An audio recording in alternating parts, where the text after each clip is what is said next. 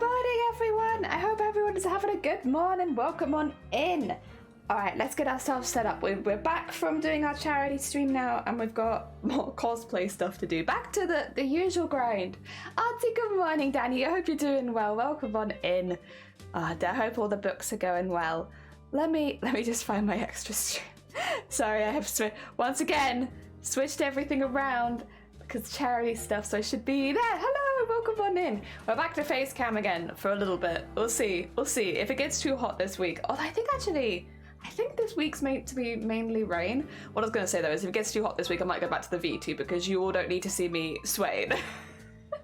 Oh dear. Cthulhu, good morning. I hope you are doing well this week. Hopefully I've turned off all the stuff for the charity, but we'll see. Sorry. Like a snag. Hopefully I've turned all that off. We'll see. I'm sure someone will find out if I haven't. Dear. Good morning, Sleeves. Good morning. I hope you're doing well. I hope you've had a good weekend. I hope you've all had a good weekend. You haven't read since? Oh, fair enough. It must be difficult if as someone who doesn't read, I'm not sure, but it probably is difficult to concentrate. Oh dear. Speaking of concentrating, I took a day off yesterday and I made this and I'm very proud of myself. I don't do a lot of crochet. I would have done more, but I ran out of wool.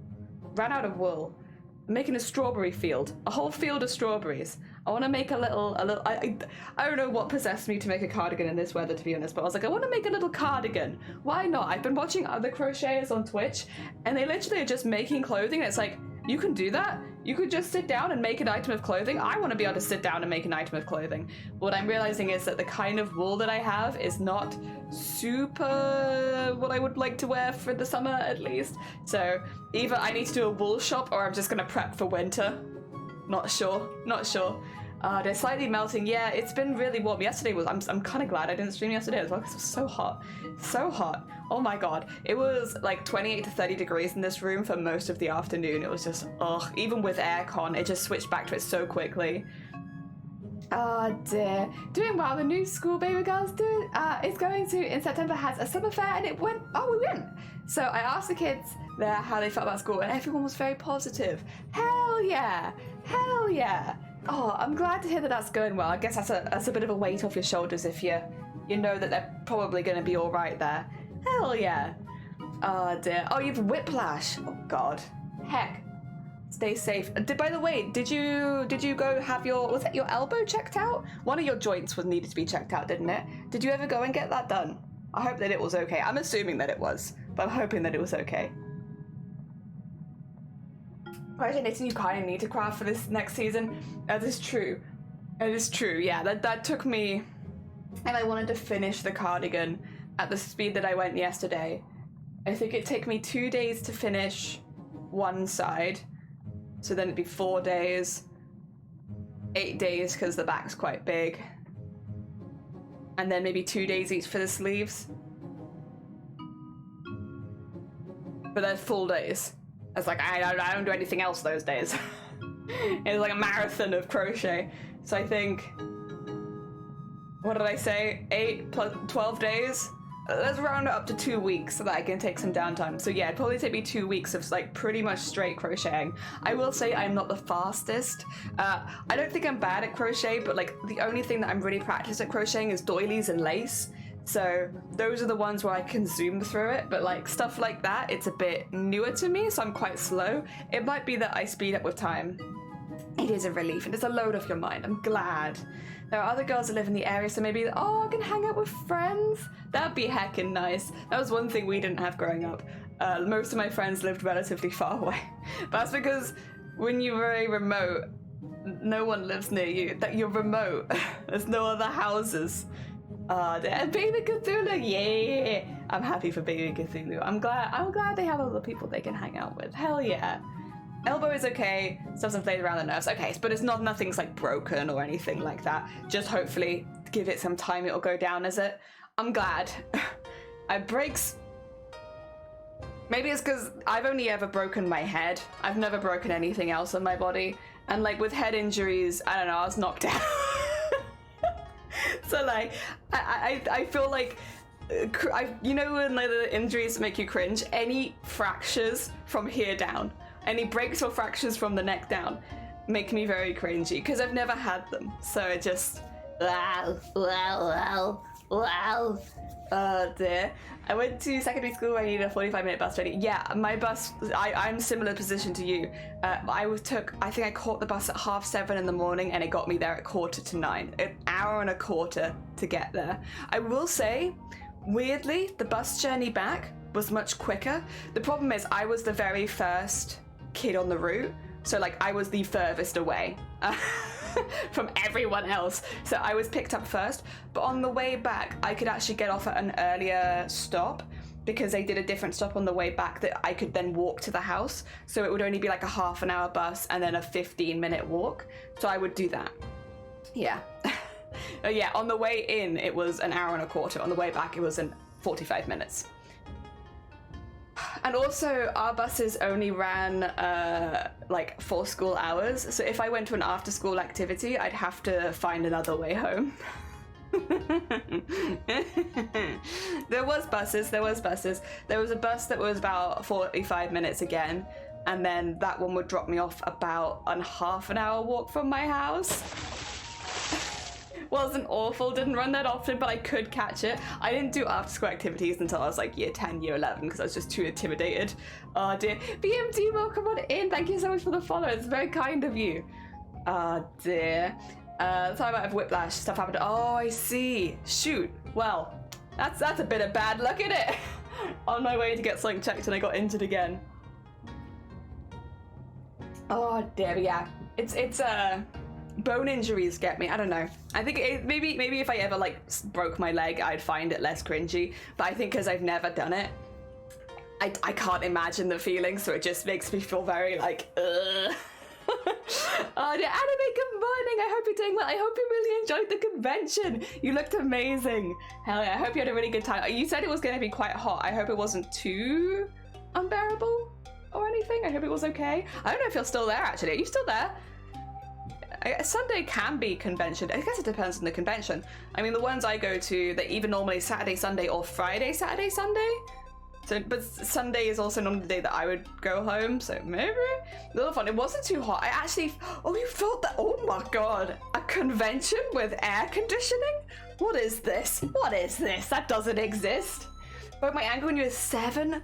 Oh, yeah, that must have been really annoying. Did you get a cast? Did everybody sign your cast? That's the only bit that kind of looked cool about having a broken bone would be that you get a cast. But at the same time, I imagine in the summer a cast would be really probably not in the winter either, but in the summer, like with the heat, it'd be really uncomfortable, maybe. Again, never had one, don't know. Oh dear. Just a bad luck week. In that case, I hope that the next week brings you some better luck. Yes. Oh, speaking of luck, you know on Friday, we were doing VTuber SummerSlam and we raided into someone who was doing tarot readings. That's the first ever tarot reading I've ever had, and they were bang on. And now I'm like, wait a second, because here's the thing: it's nothing against people that do tarot. I personally have never really got that into like the more spiritual side of all that kind of stuff. I think it's cool. I think it's really interesting. It's also not normally for me. But when I saw someone was doing it on Twitch, I was really curious. And you could just apply for a tarot reading. And I was like, okay. And I know a lot of you probably had headed off by that point because I think it was about 45 minutes after we raided. But they did a tarot reading on me, and the first thing they said, they were like, you seem like you're financially dependent on someone. And I was like, don't out me like that, oh my god. Like, the first thing, they flipped the cards and they were like, okay.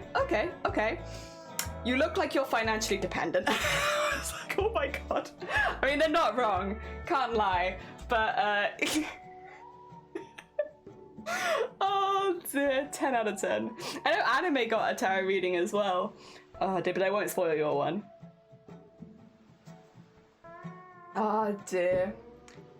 I had a cast, yeah, ended up cracking. It needed to be reinforced. You're being too active with your cast. I found Mithril on level 29 of them.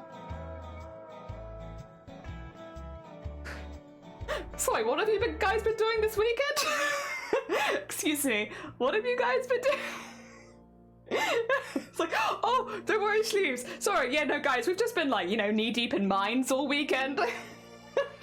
Oh dear. was okay, but a newer car part's more expensive, so the repairs are expensive. Heck! Yeah, it is often like that. I don't want to dox myself too hard, but I have worked behind... God, I've had so many jobs. I've had too many jobs. But I've worked in claims and insurance before. I've done my fair share. I've done my fair share of employment help. I may be financially dependent right now, but I have done a lot of jobs. Oh, Sunhaven! That does make more sense. I was like, I wonder if it's like Sunhaven or Stardew Valley or something like that. It's like, what are you doing? Why are you mining? It's so hot outside. Why are you mining? Gev! Welcome on in. I hope you're doing good. Welcome, welcome. I went on bike rides and stuff with the car. Just put a plan. Really? Oh my god. Oh my god. Heck. Oh dear. Yeah, I've never neck down. I've only ever broken my head, and I've broken it twice. And the first time was really bad, and the second time, I guess technically both times it was bad. I did my orbital. The orbital is like a really common break. Technically, it's like a little fracture, and you can see underneath you can see the break. But even if the skin isn't broken, it's interesting. And then the other one was my butt forehead break, where I broke it down the center. And so now you can't really see it. Oh no, you kind of can. If my head gets really shiny, there's a bit in the middle that doesn't shine as much because my forehead is indented. Only a little bit though. Only a teeny tiny bit. From where it healed back together in like a butt. Oh dear. The embarrassing thing is I did both of these as a teenager. I wasn't even a child. Jelly Astro! Good morning, I hope you're doing well. I hope you're surviving in the heat. Oh dear. You got triple 8. Yeah, you got lucky. But then your tarot reading, again, I don't want to talk too much about it because that's for you. It does feel semi-private, weirdly. But like, man, yeah, I felt for you. It was like, not a sad reading, but like a heavier reading. Mine was just like, you're financially dependent. You need to start taking opportunities so that you can earn money. I know. Please stop. Don't come at me like this. Oh dear. Vile, good morning. Oh my god, you must be up late. Good morning, Vile. I hope the rest of your stream went well last night. I was doing a bit of a crochet and a lurk. I made this during your stream last night. Do you like it? It's a strawberry field. Yeah, that's why I wasn't chatting. I was just like counting furiously. Oh, it's good morning. I've had a few head injuries as a teen, and I can understand. Yeah, it's like a lot of people when they hear my head injuries are like, you must have been really young, and it's like, no, no, not young. Also, Club Penguin, I love you. Just a little bit quieter. Thank you. Just a little bit of a chill. Teeny tiny chill. Butthead. Oh, come on, in Lost. Yeah, good little butthead. It's not super obvious. It's only really obvious when I get really sweaty, because then I'll have like 2 shiny points here and here, because the bit in the middle is obviously, it's in shadow. That's the only time you can see it, is when I get really sweaty. Yeah. I'm remembering my little toe. Oh, and maybe a rib. Oh, I've technically done my nose, but is that a bone? I guess kinda. I think that's kinda. I also think I did my nose at the same time as doing my head. Yeah, now that I look at it, my nose really do be going off to this side, but it's fine. Sad, but positive for the future. True, it was positive for the future. I'm always okay with getting work while I stream. Yee! I was just there like 1, 2, 3, 4, 5, single crochet. Now do a couple more. The other thing that was happening last night is somebody that I knew was streaming on Twitch. I know Twitch. Streaming on Kick for the first time. So I was going to go see their experiences every now and again. So I was like watching Vile, crocheting, and checking on the person on Kick and seeing how they were doing and if they were enjoying it, which it seems like they were okay with it. It seems exactly the same as Twitch, to be honest. Just with like certain things that are allowed and aren't allowed a little different. Everyone is okay. I'm glad. Yeah, I'm glad. Hell yeah. You've never broken a bone? Me neither. High five. Oh, that's a fist. High five. I've also had one in my mid-30s. Age no bounds on busting your head. True. Did your head change shape when you broke it when you were in your 30s, or nah? Because I do wonder if I had a similar injury now, if it would like alter my head shape as much. Because I feel like when your head doesn't really grow, does it? So, yeah, maybe not. Yeah.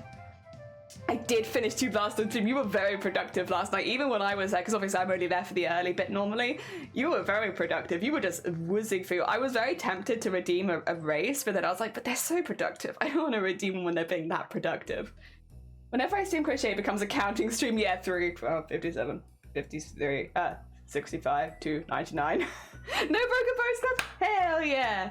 Not at all. I have scars from the cut, so... Oh, so it didn't. Okay. Yeah, this one... Which eye was it? Let me just... It was this one. This was the one that got broken. I have to... Because I've only seen it from a mirror. So, for me, it's like the other side. But yeah, this was the side that I got my orbital broken on. It was really weird because, like, first of all, it got very swollen. Like, a really bad black eye, but then also around the side as well. And then when it was healing, you could see a little shadow under my skin where the bone had broken. It was really odd because it didn't break skin. It just broke underneath and made it very swollen. And I was on a boat, so I also had to sail back to shore because I was alone. When I did it, I got hit by the boom of the ship in a high wind because a storm was coming. So I should have been heading back to the shore a bit earlier. It was my own fault, but I didn't. And I was alone, so I got hit around the side of the head. I pretty much immediately got a concussion. And then I had to get back to shore so that someone could look at it. And like, I remember getting off the boat and everyone being like, oh my god, okay, we need first aid, like let's go get someone. And I was like, yeah, like, can we go have a look at this? And I went and sat down. They were like, are you okay? And I was like, ah! Immediately started crying. I like held it together so good. I sailed back to the shore. I organized first aid. I went and sat in a tent nearby, and then I immediately started crying. It be like that sometimes. The skull is a bone. True. I guess it is technically. Oh hell yeah! But listen, I'm still gonna high five you because I don't count my head. I think those do they? They still get. Also, Scott. Good morning. I hope you're doing well. They still get bigger after. I could Google it. Like head growth. Head growth. I'll type in like head growth chart. Oh, there we go. The head growth chart is a thing. Oh my god, Scott! Heck! Thank you so much for heckin'. Oh my god, 15 months? Jesus Christ!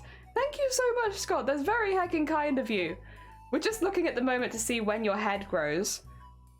Ooh, okay. Wait, I don't think this is... No, wait. I need... No, sorry. This is not... This is like a... when you're not born yet.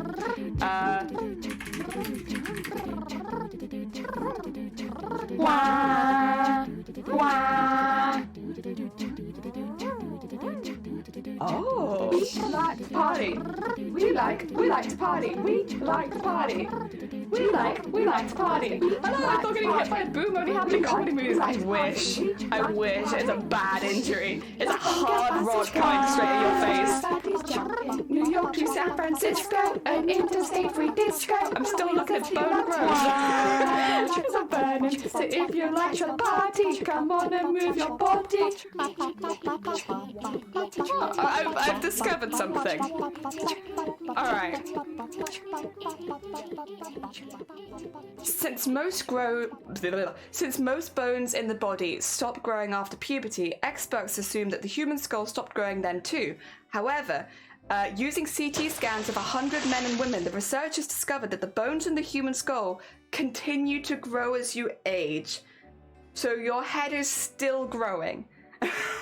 Your head will not, just a little bit, it's still growing and moving around. Also, Oz, thank you for the follow, it's very kind of you. They say the forehead will move forward, the cheekbones will move backwards, and yeah, as the bones move, the overlaying muscle and skin also moves. So yes, if we were to say become immortal, eventually we would be weighed down by the weight of our heads. And we would no longer be able to move. That's the real end game, is becoming immortal, having heads so large that you have to like put them in a trolley to like move them around. That does seem like something from Theme Hospital. Did Theme Hospital have big head people? I feel like it did. Okay. And then yeah, the facial bones also will appear to tilt upwards and forwards as they get older, and that causes them to lose support of the overlying tissues, and that results in the sagging. There you go. Whoa, we're all becoming Megamind. Slowly but surely. That's really interesting. Oh dear. Oh, also your pelvis apparently does the same thing. So your head will continuously get bigger and your pelvis will continually get bigger. And they're the only two bones that will continue to grow after puberty, is your pelvis and your skull. I'm not sure why. I'm not sure how that helps us, but fair. Huh. Okay. I'm sure it's very small, though. I'm sure it's like a small thing. Ducky, good morning. I hope you're doing well. We're talking about bone growth. We were talking about breaking bones, and now we're talking about bones growing. So that's where my dump truck is coming. It's just, you're just getting older. Every year you get older, your butt gets just a little bit bigger. Just a teeny tiny bit bigger. Oh, dear. That's quite funny, actually. Your head and your ass just expanding. So there we go. If we were to become immortal, eventually we would be weighed down by the size of our heads and our butts. I wonder how all of your innards would fare with that, though. If it, again, we're talking like long term. If we were to become immortal and our bones, the skull and the pelvis didn't stop, like what would happen? Like your skin would have to stretch a lot, surely. Your skin would have to stretch. Yeah, everything would just move down into your butt, into the crevice of your pelvis. Your whole digestion system would just go down. It'd be very odd. It'd be very odd. Okay, well, there we go. I learned something. Yeah, as far other than, I guess technically I have broken bones then, but like, I feel like the head just doesn't count, you know? I've punched a hole through one of my bones, but I haven't fractured it or broken it, so I don't think that counts. Technically, I did accidentally take a chunk of bone out once, but it was like, it didn't damage the bone around it. It was literally right down the center. Good stuff. Very nice x-ray, by the way. 10 out of 10. Best x-ray I've ever had. I haven't had that many, but that one was great. Mandatory surgery, yeah, they have to do like butt reduction and head reduction surgery, maybe. Yeah, maybe that's what you'd have. Yeah, well, could you do that? I guess, well, no, actually, they do it with legs, don't they? Although, isn't that to lengthen your legs? Have you guys seen leg lengthening surgery? That also makes me cringe. I mean, fair enough, like, if you want to do it, I'm not going to stop you, but like, ooh, the process itself, like, ugh. Like, when they cut the leg and then they, like, put splints into the bone regrow. Ah, it's too much. I wonder if evolution will change things or not. I kind of wonder as well. I'd be interested to see what humans look like in like 1,000 years, if humans still exist. I would be curious. Also, cats, welcome on in. My ears heard a random stream in the Twitch where they say, but we summoned you. We're talking about that the pelvis and the skull is the only two things in your body that will continuously grow even after puberty, which would mean if you became an immortal being, your butt and your head would become huge. And then what? Okay, it moved to me. It was just her tone and she was asking me questions. She was talking to me like I was dumb and she started quizzing me and questions so much I needed to cry. I was oh no.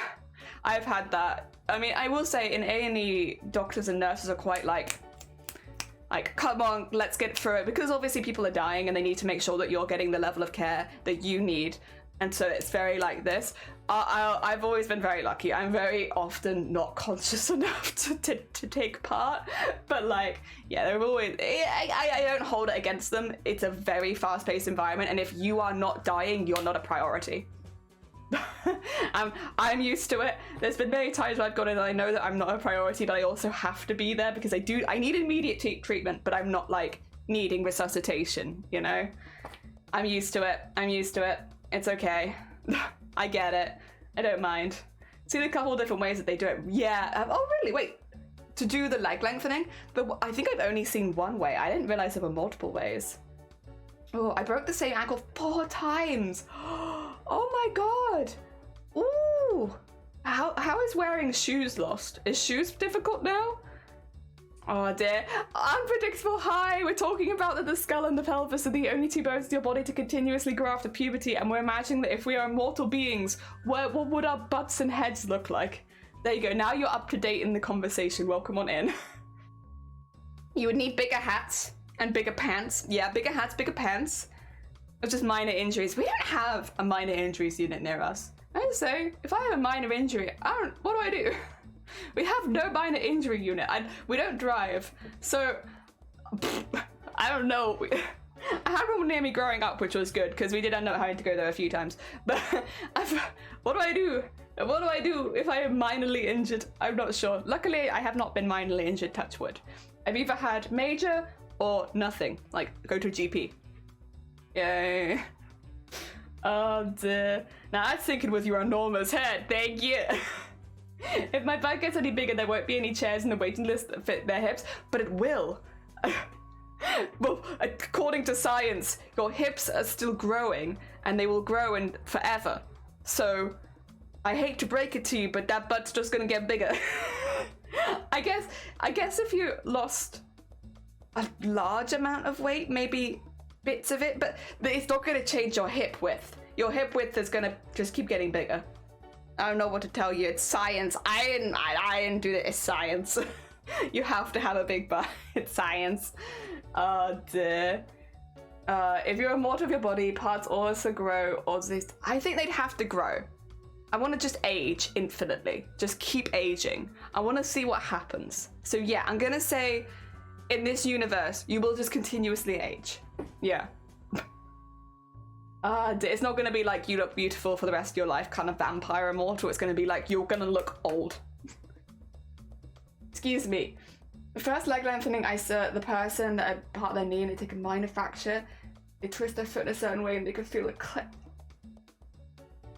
See, this is kind of, I think, ugh.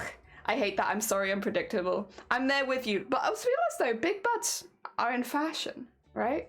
We all like a big butt here. We're butt appreciators. Oh dear. I've had a section of my tongue removed. Is that the bit underneath? I was about to like grab it. I should not grab it live on stream. Is it the bit underneath your tongue so that you can move your tongue and swallow easier? Because I know a couple people that have had that where they've had the, like when they're born, the bit under their tongue is too big. And so their tongue is like stuck down too much and it makes it hard to swallow or something. I'm not exactly sure. I've not had it, but I've heard of it. I've heard of it. Oh dear, but age slower? No. No, age at the same rate. Oh, so person, welcome on in. Thank you so much for the follow. I hope you're doing well. Oh dear. I'll just wait, Ella, because that's why I got there originally. Yeah, I could see that. Or do you say, nah, you're just gonna keep getting older at the same rate that you normally do. Oh dear. If big butts are in fashion, this will be the first time. You're very, no, listen, I've been lucky enough to see Cthulhu in person, right? I'm gonna say this now. Hold this over everyone else. I've seen Cthulhu in person. Very in fashion. Oh dear. Andrew, good morning. I hope you're doing well. They actually had fashion that I wanted though. Like, unironically, they had fashion that I had wanted. And I will get, but not for this month. Also, Kat, thank you for the follow. I appreciate it. Welcome on in. We talk about butts a lot. You're very welcome. Oh dear. It was able to walk and it wasn't invasive or required long physical stuff. I think it's just the thought of it, you know? I think it's the thought of it more than anything else. Like, it might not be painful, they might not barely feel it, but like the thought of it, it just sets me off. I don't know. I follow you. Oh, you smooth. Oh dear. I will live forever with extra. Yeah, that's true. Your joints would just weaken over time because you're older. Eventually, you probably will all be in wheelchairs. But that would also probably further the development of even better wheelchairs. So, the part underneath, it's a part of the body we no longer need. Some people are born with it. Yeah. Some are not. Some have issues. Mine was pulling the bottom gums away from my teeth, so we had it removed. Yeah, it's the bit at the bottom. Sorry, I didn't know what it was called. It's the frenulum. Yeah, I know a couple people that have had that. I think I remember in school somebody having it, like when I was in primary school. But like, I didn't know them that well. Seems like it's relatively common, but mouth stuff hurts. Any stuff in the mouth, very painful. I imagine it's not a comfortable healing. Oh dear. If I didn't have a big brain, but then people forgetting. Oh god, yeah. Would age diseases? I guess they would still. I guess they would. You start Cthulhu first. Damn it. I've lost. Hey, don't gotta say the head. No. I've lost to 2 people now. Or hell the mods. Heck it, or hell the mods. Ah, dear. Except for Chucky, yeah. I was gonna say, Chucky's probably beaten both of us. Oh dear, it was still weird, and it only lengthened the femur, which is really odd to me since that means your leg is really long between your knee and your hip. But you could offset that with a good pair of heels, probably, right? Yeah? So, like, I feel like that's one way you could look a bit more normal. It's the other one, because I've seen the one on the lower half of the leg where they do the calf, and then they have a longer calf but shorter thigh. That's the one I've seen. But I guess if you're wearing jeans, no one knows where your knees are. They could be anywhere, so I guess it wouldn't matter. I used to think I took it for 2 weeks to keep it from moving. Fun when you're in... Wait, you still had to go to school? They didn't let you stay off school while you were having that? Oh my god. What the heck? Oh, speaking of horrible healing times, I discovered something recently. Not a surgery that I've had, just somebody that I know has recently had to have this surgery as an emergency surgery, right? For an eye thing. I believe they had a detached retina or something like that. Anyway, the healing process is literally having to lie on your front for a whole week straight.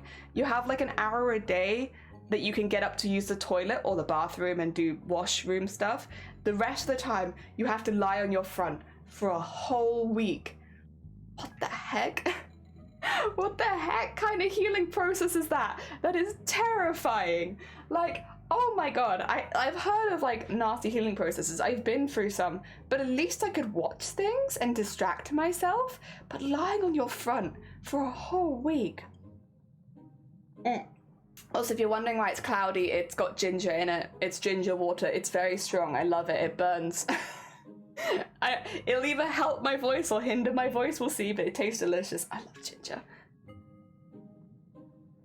Sounds like what I have to do when I divulge disc. Ooh. Back stuff is bad though, isn't it? Back stuff. That was 3 months. The neck could be all hecked up. It would. Oh my god. Ginger. I love ginger. I love strong ginger. I love ginger in everything. Ginger's great. You know, we will do some crafting. It's been half an hour. Ginger, burns, remove the grr. Gin. I'm just drinking straight gin. You know, it's a bit different to what we normally do on my craft streams, but I thought I'd mix it up a bit and have like a glass of like a glass this big of gin. Yeah. Need to get Crunk on stream today. Jason, good morning. I hope you're doing well. I will switch screens really quickly because I realize some people here might not have seen this. So this is smocking. It is the process of knotting, tying, and manipulating fabric to create patterns. We have done this quite a lot. I've been making a lot of pieces. When these are finished, they look more like this. So this is, as you can see, a very early stages piece of smocking. They do take a really long time, and then I add sequins and beads and make it all pretty afterwards. So it's like a before and after. But this one's only half done, and I'd like to get the base of it done today so that we can move on to other bits tomorrow. And well, no, wait, am I streaming tomorrow? I think I'm streaming tomorrow. Adenyo, good morning. I hope you're doing well. Eye injuries suck. Last year while climbing along, I don't know. I never hike alone. Oh, climbing alone, yes. I lost my footing in a chimney climb and smashed my face into rock. Oh, welcome to head injuries. Same. Oh my god, that's awful. Heck, that'd be very, and again, being so far out is very scary. I had good meds, I slept for most of it, also an airbed on the floor so I could hang my head. Oh, that's very smart actually. That's very smart thinking. Good thoughts. Good thoughts, good brain. Very nice. All right, I'm getting warm already, Jesus Christ. We're gonna see my butt forehead soon because it is getting hot in here. All right, it is toasty at the moment. It is toasty. I woke up and it was like 20 degrees and it's like, oh, toasty. I know it's not toasty for like the other side of the world, but for the UK, we're just not prepared for hot weather really. Or cold weather, for that matter. We're not prepared for anything. We're just generally unprepared. Queena, good morning. Oh my god, a soup raid. Thank you for the soup raid. You know, I would actually take some soup right now. I was so hungry this morning, Queena. Like, I woke up, I had my breakfast, and I was like, good, I'm ready to stream. And then my stomach started rumbling, and I was like, I'm still hungry. I could eat more breakfast. I could eat a second breakfast. Butt forehead? Yeah, because... Oh, this was way before I even met you. But I had the injury down the front of down the center of my skull. So where I broke it in the middle. And when it healed, it kind of healed like a little bit of a butt. It's not super obvious unless I get very sweaty and you can see the shine then on both sides of my forehead. Of my two foreheads. Oh dear. Meant to have temperate weather, no extremes, yet here we are. Yeah, we're meant to be like bang in the middle with no problems. Oh dear. Although, wait, speaking of unusual things, didn't Wales have like another earthquake a couple months ago? Well, I mean, technically, I guess everywhere is like continuously having teeny tiny earthquakes. But didn't we have like another earthquake that you could feel? And it was like at midnight? I think that's the second earthquake I felt whilst living in Wales. The first one being the slightly larger one, I want to say like 7 years ago at this point. It's been a minute, oh my god. Grobby, good morning, I hope you're doing well. How great it is, no one listens to me. I want to burn everything. Yeah, exactly. We're 27 here today. Awful, butthead. Yeah, that's my head. The little butt, it's just a teeny tiny butt. Speaking of butts being in fashion, they were so in fashion that I put it on my forehead. Hell yeah. Oh dear. Oh wait, what's going on here? It's fine. Don't worry. Sorry, pop-ups that make me lose everything on stream. There we go. I have to ask if there was an earthquake. It can't be that serious. Oh no, they're not that bad. Like, the only reason that I felt the first one... Well, no, actually, the first one was a bit more. But the only reason I felt it so much was because I was, like, 10 floors up. And so, like, the higher you are, the more that you feel it. And so 10 floors up, we felt it quite a lot. The thing is, earthquakes are so uncommon here. Like, so uncommon. That none of us even assumed that it would have been an earthquake. We all just assumed that someone was like put something too heavy on one of the carts from stock and it was like vibrating the whole floor. Like, it was actually quite dramatic where we were because like things were actually moving to one side. Like, the building was actually moving. But yeah, from the inside of being on the building, we just assumed that someone had like put something too heavy on the cart and it was vibrating. Because you just don't get them here. So it's like, there's no way that you would immediately assume, oh yeah, it's an earthquake, because we don't get earthquakes. Oh dear. 30 degrees for you? Oh my god. Stay safe. Look after yourself. I hope that we see you again, Queena. That's hard. Good luck. You got this.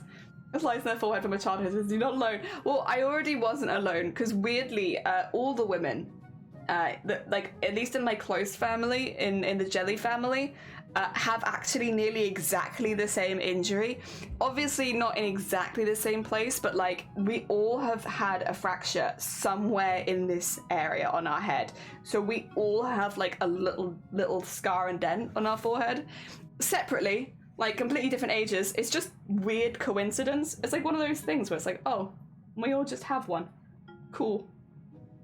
Nah, just an adventurous kid. All ass women. Yes, we're all ass women. Oh dear. Got a lot of burn scars from welding. I have a lot of burn scars from touching the sides of the oven. It's not quite as adventurous though. Oh dear. I have lots of burn scars from forgetting to put on oven gloves or from accidentally touching the sides of the oven when I put trays in and out of it. Yeah. Not exciting at all. Just, yep.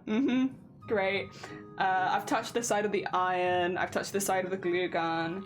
I've leant on the hob. Well, kind of. Like, I've gone to, like, grab something further on and I've leant this part of my arm on the hob and I didn't realize it was still hot.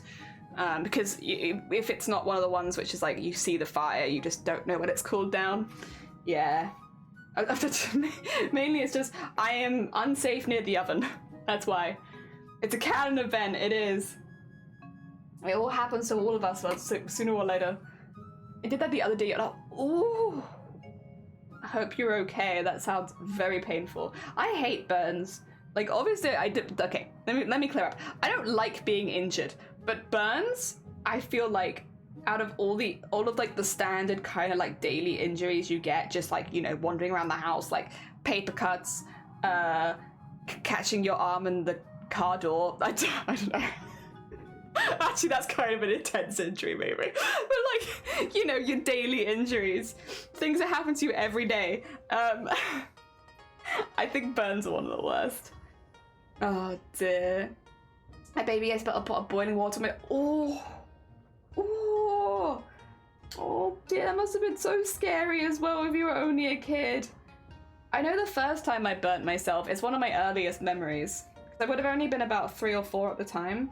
Grandpa Jelly said, "Hey, Jelly, don't put your hand on the hob because it's hot because Grandma Jelly's been cooking." And I said, "Okay." And Grandpa Jelly turned around and I went, and I burnt both my hands immediately. Like literally, as soon as he turned around, I was like, hand. That was the first burn I ever got, and it's also one of my earliest memories. Because I remember him being really miffed. Like, I literally 2 seconds ago told you not to do that. Why have you gone and done it immediately?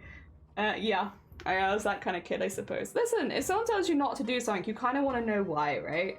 I just wanted to know why he said don't do it. And I found out, and I remember. Luckily, it wasn't too bad of a burn. Like, it was there and I remember it, but it wasn't awful. Oh dear. It's gonna be 32 for you? Oh god.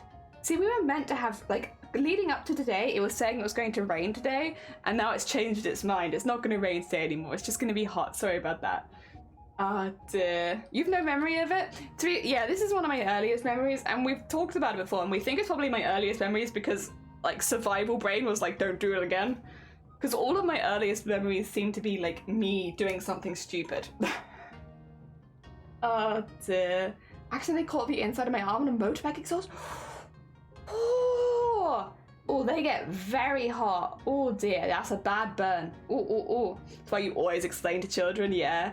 I don't think he expected me to immediately turn around and put both my hands on it. You know, sometimes kids be like that. Intrusive thoughts. Yeah, I just wanted to know. I was a curious kid. Oh dear.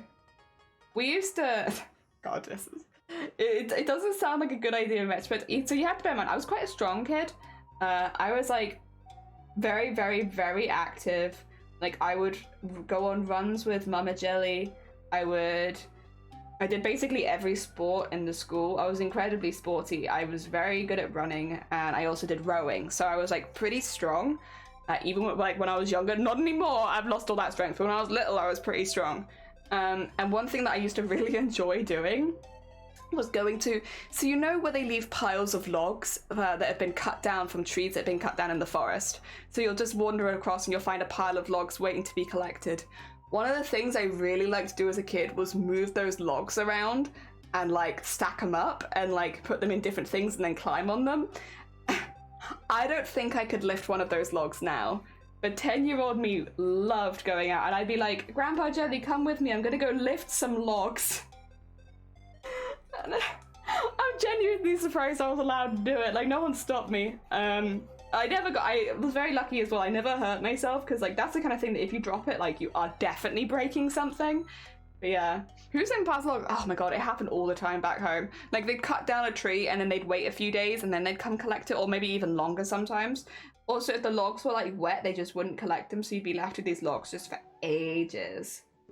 Yeah, it's I guess one of the weird things that would happen near my house growing up was you just sometimes come across a pile of logs where a tree used to be. I don't know.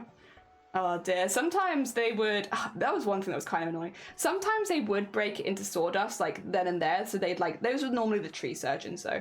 But yeah, they'd cut a bit off a tree and then they would immediately turn it to sawdust. They always put the sawdust machine right next to the bus stop that I'd catch for school. So I'd just be there, like, trying not to breathe in, like, the wood dust, because it was, like, right next to the bus stop. I remember that. Why are they always set up in the bus stop?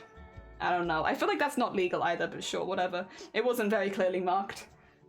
I have lots of injuries. First thing I combined when I dropped a tin of spaghetti hoops. Ooh! Ooh! Ow! Ow! Same here. They leave them for a long time. Yeah. It's like either they get rid of them all the day or they're like there for ages. And you can just kind of like lift them up and move them around. Which is what I used to do as a kid. I'd just lift up the logs and move them around.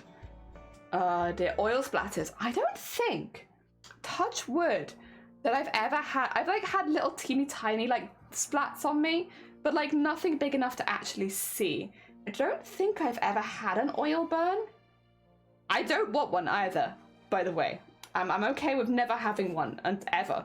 But I don't think I've ever been burnt by oil. Like, again, I've had like the little splatters that like fly off, the teeny tiny ones, but nothing like where I can see it the next day sort of thing. Even so long, people take them home, but it's illegal. Yeah, you're not meant to take them, but also like, would they really know how many logs were meant to be there after all that time? I don't know.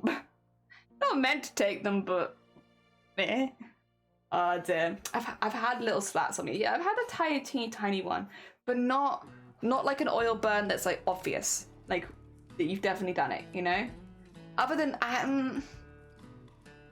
no, I really don't think that I have actually. Not that that's lasted to the next day. I've had some run-ins with a glue gun. The oven is honestly the main one. I've had the toasters burnt me pretty badly. That was my own fault though. You don't put your hand in a toaster. That was very dumb. Yeah, quite a few burns actually, but not any too bad ones. Weirdly, one of the worst burns I've had I did live on stream last year. I know a few of you might have remembered that stream when I was doing glue gunning some bits for the wings and I accidentally attached the end of the glue gun into my palm. I gave myself second-degree burns live on stream. Luckily, it wasn't in top down. It was like just like this kind of camera. So like you couldn't, I just put my hand down and you couldn't see it. But yeah, I think that's probably one of the worst burns I've ever had. And that was, I was literally live on stream when I did it, which is not ideal.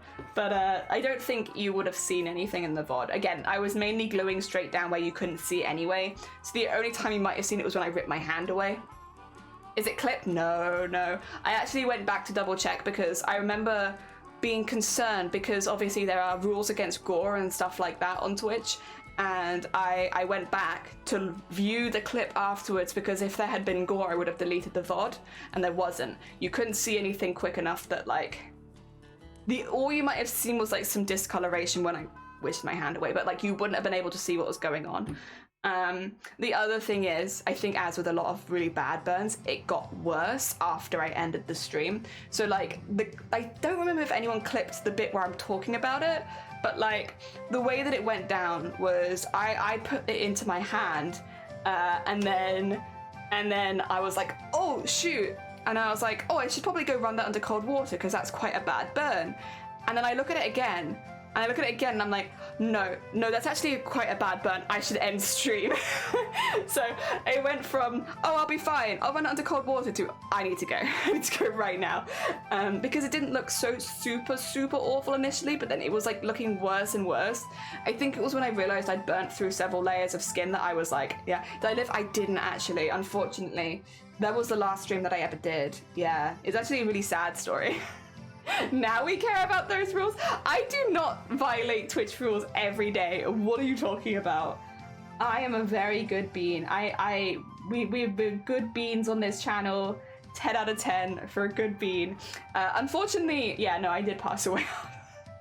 It really hurt, to be fair. There was like, I think that burn sent me like pretty quickly into shock afterwards because like, I don't even remember like most of what happened after that other than like I went to show Shiny and Shiny was like, we need to do something about that. And I was like, yeah, this is actually quite a bad burn. We want a few of you to die. Yeah, so you can join me in my funeral. Thank you. Yes. We actually weirdly, I was talking about this on Bateman's stream the other day because Bateman had also claimed that it's a weird coincidence. Somebody else also claimed that I died recently. And I asked that they would live stream my funeral, and they said, of course, they'd live stream my funeral. And I said, thank you. I appreciate it. What is with the law? Oh, honestly, anytime. Like, listen, all good. Oh dear. Thank you for doing the eulogy. I appreciate it. I couldn't have done it myself, you know. So I appreciate you doing it.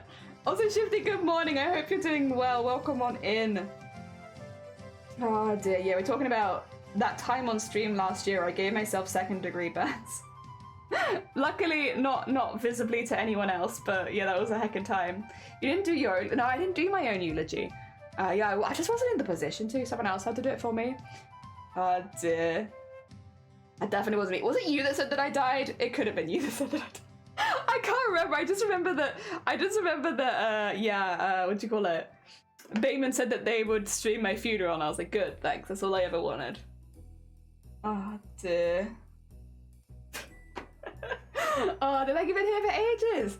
Thank you. I appreciate it. Thank you for the lurk. I appreciate. Oh dear. Were you here? And I said that I actually. So one of the creators. I'm not going to say who it was because I know it's quite diversive. But one of the creators that I followed actually did a stream on Kick yesterday. And so I got to see someone doing their first stream on Kick, which was really exciting. I know it's not a platform for everyone, but it's kind of nice to see creators that I know have positive followings going in and making that platform a slightly better place. I don't know. I think it's cute. It made me happy. You didn't hear that? Ah, yeah. I am now... I follow one person on Kick. And it's somebody that I already follow on Twitch. But yeah. Someone went over. I came in when you talked about butt heads. Oh yeah, my booty head. My booty head. My second. True, actually, now that I think about it, you can't have your butt on screen, can you? While you're live on stream. This might. Oh, 2 seconds. I can probably cover it with some titties. Ugh. It's a bit hot for a titties hat though. But at least then my butt's not on stream. There we go. Is that better? Oh, it's actually really nice and cold. Oh, it's been next to the aircon. I was like, oh my god, this hat's so cold. What the heck? Oh dear. MySpace where it's at. You know what? I was considering going and streaming on MySpace. Oh dear. My butt head. But now it's my titty head. Oh dear. It's gonna seem like a coin face constantly side to side. Oh, it's too hot for this already, actually. As much as I love my titty hat. My titty hat is for winter, not for summer. Oh dear. Yeah, face side to side. But I mean, I'm okay with that. You can only see one side of the butt at any time. There you go. And just no, it's not gonna work. It's not gonna work. Oh, bless you. Go get some good Z's, Gev. Thank you for popping by. I hope you sleep well. Oh dear. There you go. Wow. Aren't titties also banned? I think under titty is banned. I guess full titty is probably banned. But you can have like, thing is, I think you can have like your cleavage, as much cleavage as you like, right? But you can't have butt cleavage, I think, at all. I don't think you're allowed any butt cleavage. I think you're only allowed titty cleavage. Maybe? Then again, I don't know what the what the context of having butt cleavage on stream would be. You'd have to be in a weird position, I guess, to get that consistently. No plumber's crack. No plumber's crack. What is butt cleavage? Plumber crack. You know, when you bend over and there's like the. I don't think you're allowed that. I think crack stays at home and off stream. Oh dear. Are you allowed butt crack on stream? I don't think so. It doesn't sound like something you'd be allowed. Where's your butt cleavage? No builders could stream. Never. I know.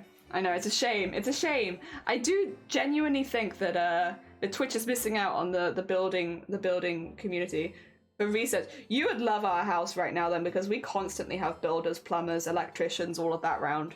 You'd be in heaven here. Oh dear. I hope so. That's my entire brand. It's the ass crack. I know. Do they have their tops on? I don't know. I'm not sure. I'm always streaming. Maybe. Oh dear. Oh dear. In this weather, maybe not. Maybe no. You have to excuse me. I've only really been around in the... Yeah, not in the winter. In the winter, they had clothes on. They had like little jackets and everything. In the summer? No idea. Sorry. I've been hiding in my air-conditioned room streaming the entire time. Oh dear. There we go. Ooh. Ooh. Ooh. Humble brag. Yeah, humble brag. My aircon room, my air conditioning, my lovely cool room. The room that I can just with a click of a button be like, actually I fancy it being a little bit colder in here. Oh, there it is. I literally, best purchase ever. 10 out of 10. Oh my god, it's so good. It's just like a cool breeze just comes immediately into the room. Oh dear. I have very little to brag about, but I will brag about having an air conditioning unit. All the Americans are gonna be like, what? I think it's pretty common in other parts of the world, but in the UK, not so much. Dear. I did die. Exactly. When was my funeral, by the way? Was it last year? I guess it would make sense that it was close. Did I ever go to TwitchCon? Was this all in my head? Oh my god. Okay. No, actually, I'm not going to spoil it. There's a game that I wanted to mention that was kind of like, felt like the vibe, but it's also kind of spoilers for the game, and I think people should play it themselves, and I'm not going to say what the game is, because now that's also kind of spoilers for the game. God damn it. I've spoiled myself. Are we watching an AI? Oh my god, this whole time I've been an AI streamer. There is an AI streamer though, actually, because I'm part of the VTubing, well, I say part of the VTubing scene. I watch the VTubing scene. I don't necessarily take a lot of part in it, but there is an AI VTuber. Someone's made an AI program that controls a VTuber, and it's called Neurosama, and it's really cool, and it kills me. So they've literally like made an AI that pilots a VTuber, and the VTuber streams. The programmer also often streams with the AI, and they do like programming streams a lot of the time. When they're not doing special event streams, a lot of it's programming behind the scenes, so you can kind of see what goes into it. So it is actually vaguely educational as well, but it's also very funny. Just because an AI, like especially an AI that has been like conditioned to Twitch, like an AI that specifically responds to Twitch streams and Twitch chatters and stuff like that. It's very funny. It's very funny. Oh dear. You're saying that there's an AI piloting a VTuber mech? Yeah, there is. I could probably find them and link them.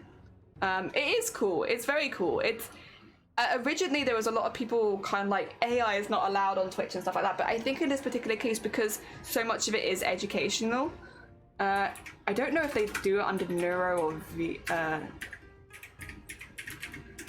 is it Neuro? It is Neuro. Wait. No, that's Neurosummer Fan. Oh god, what is their name? I'm not going to be able to find them in my following list is the problem. It's probably Veal, isn't it? Is it Veal?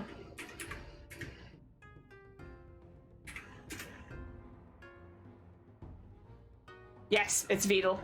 I thought so. All right, I'll link them. There was no way I was going to remember the name because it had numbers in it. A on Twitch is risky. Yeah, so they've actually had to chat with people about it because it's a little different, I would say, what they do. If you're curious, they've done Flight Simulator. She's flown a plane in Flight Simulator. So they actually he makes programs for the VTuber, or for the AI that runs the VTuber, so that they can actually play video games. It's a lot of programming from the sounds of it, but it's like the idea that they can... Oh, my door's gone open. Oh, Jesus. Poor Shiny. Shiny didn't need that. 2 seconds. Let me make sure I am decent. I'm just going to put something in front of it so that... There we go. It doesn't open by itself. There you are. Sorry, it's the aircon. Opens the door. Oh, dear. Remember the fish that was playing Pokemon? I wonder what that fish is up to now. I remember that. Oh dear. It sounds like a smart person having fun with their job or hobby. Yeah. They basically made an AI program that could pilot a VTuber, and then they write a lot of code so that the VTuber then, or the AI piloting the VTuber can do stuff. If you're curious, you can look up clips of them on YouTube. There are so many clips, because you have to bear in mind with an AI, they could say anything. Like, actually anything. And again, you have to bear in mind as well, it's learned a lot of stuff off Twitch, from the sounds of it. It can KEKW. Yeah. It's something. It's a something, but it's really fun. I think it's just fun. Oh dear, it's not stealing from anyone, it's not stealing from artists, it's not stealing from other creators, it's writing their own code and making this. I think that's fun. I think the risk would be, yeah, if it comes to, yeah, first of all, the stuff they say, there is a filtered, so sometimes the AI piloting the mech will say just filtered, and it means that they said something that had previously the code filtered out. So most of it's swearing. If they ever swear, it will just say filtered. But occasionally it has been other things, and I think if you go to their top clips, you'll see some of them. I'm not going to play them on stream for you because obviously I've posted the link. You can go check them out yourself. Yeah, there's... I would like the top of all time. Stinky, yeah. Saying, oh yeah, that the take on Boris Johnson. Very okay, you go for it. Stuff like that. Yeah, you you know. Oh, the other thing which I think they fixed now. I don't think it's a problem anymore. But the other thing that did make a lot of very funny clips for a while was, again, like the voice is also AI generated. So they have, I think, done a lot of the coding and programming or whatever is behind the voice, like, because I know that he was making the voice. But the voice is AI generated. And if for a while you typed in things like AHHHH, like it would say it in a way that would normally be very against TOS on Twitch. We'll put it like that. They'll say that instead of going like they'll put a certain, again, from learned behavior, I'd assume, a certain vibe on the word where it suddenly feels very against TOS, and people were making the most out of that while that worked. It was very funny though. Oh dear. Very topical, yeah. I know that they've had some takes where it's like, oof, huh? I'm not gonna make the noise that they made, because then it'll get clipped on my channel, and I'm not an AI, and I'll take it personally. So I'm not making the noise that they made. But it would normally be something you'd probably hear on Pornhub rather than on Twitch. Put it like that. Put it like that. It is not an R noise you would normally hear on Twitch. I don't know how it happened, but yeah. It was very funny. Oi, oi, oi. I don't think so. Nope. I don't make sussy noises on stream. I'm very good. I'm a good being. I'm very careful. I have learned. Also, I need to turn the aircon off. My legs are cold. I love you, but sorry. My legs are chilly right now. Oh dear. I'm a good bean. I don't do stuff that's against TOS. I've never broken TOS. Thank you for the hydrate, by the way.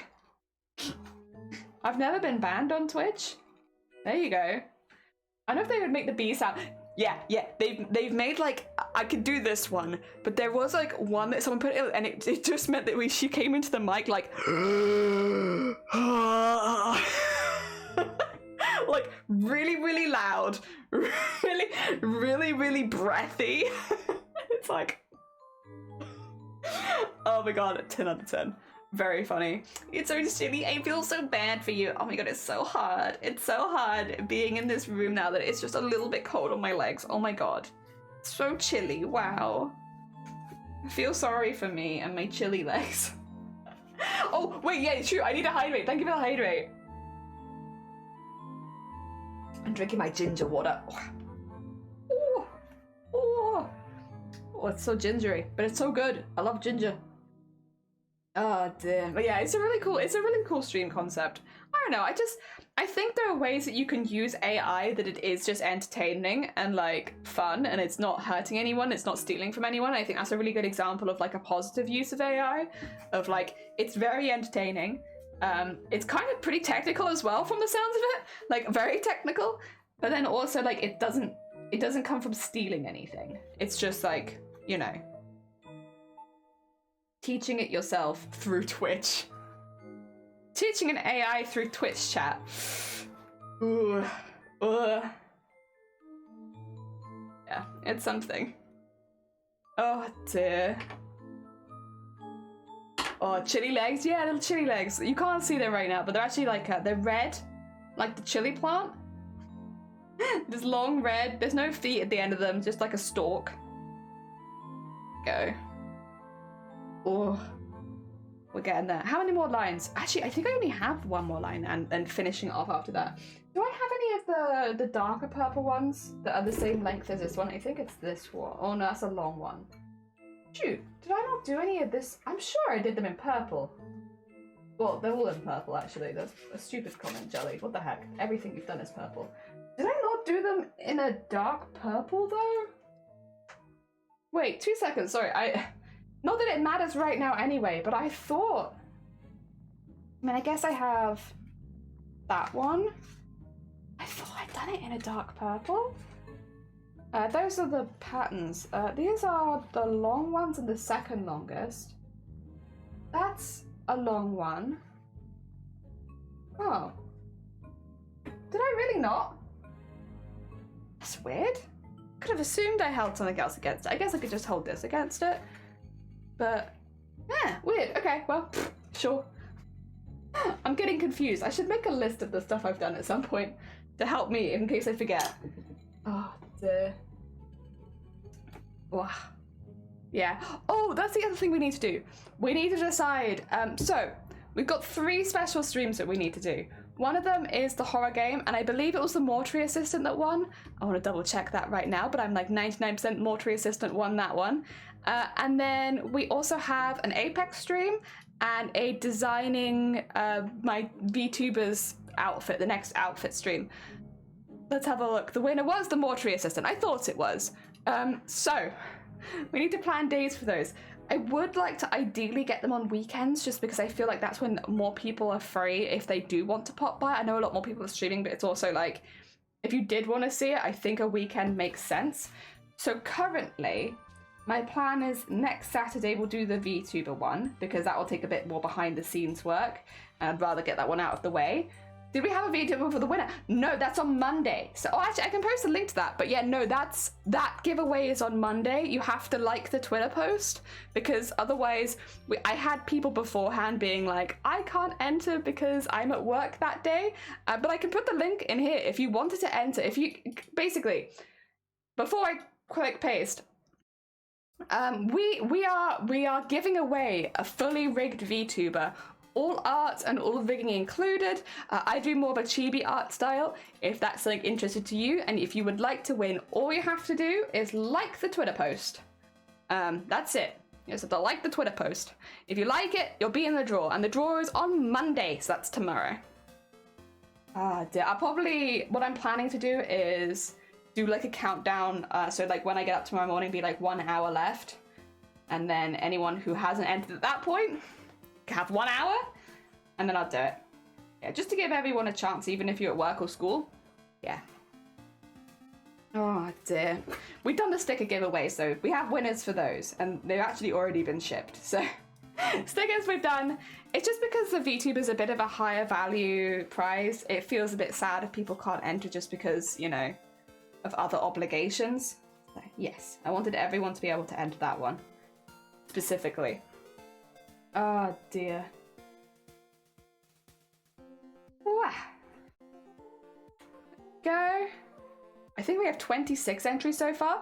The thing is, I'm not going to shout out who, but we have a couple people entered who already have a VTuber from me, and it's like, oh, I'll make you another one. Listen, if you win, I will make you a second VTuber. That's no problem for me, but it is quite funny.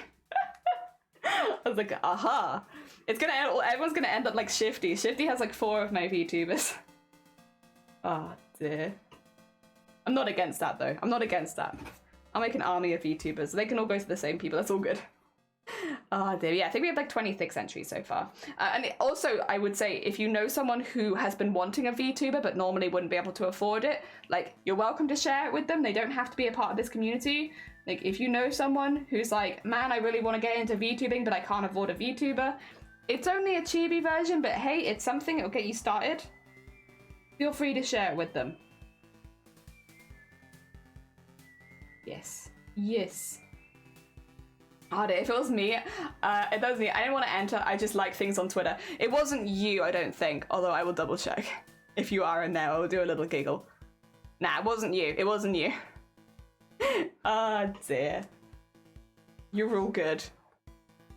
To be fair, if you did win, I could, and you didn't want it, I could always re-roll it. Or you could gift it to someone else. Like, if you win and you're like, I don't want it for myself, you could always be like, could you make it for them? And then I could reach out to them. Like somebody else.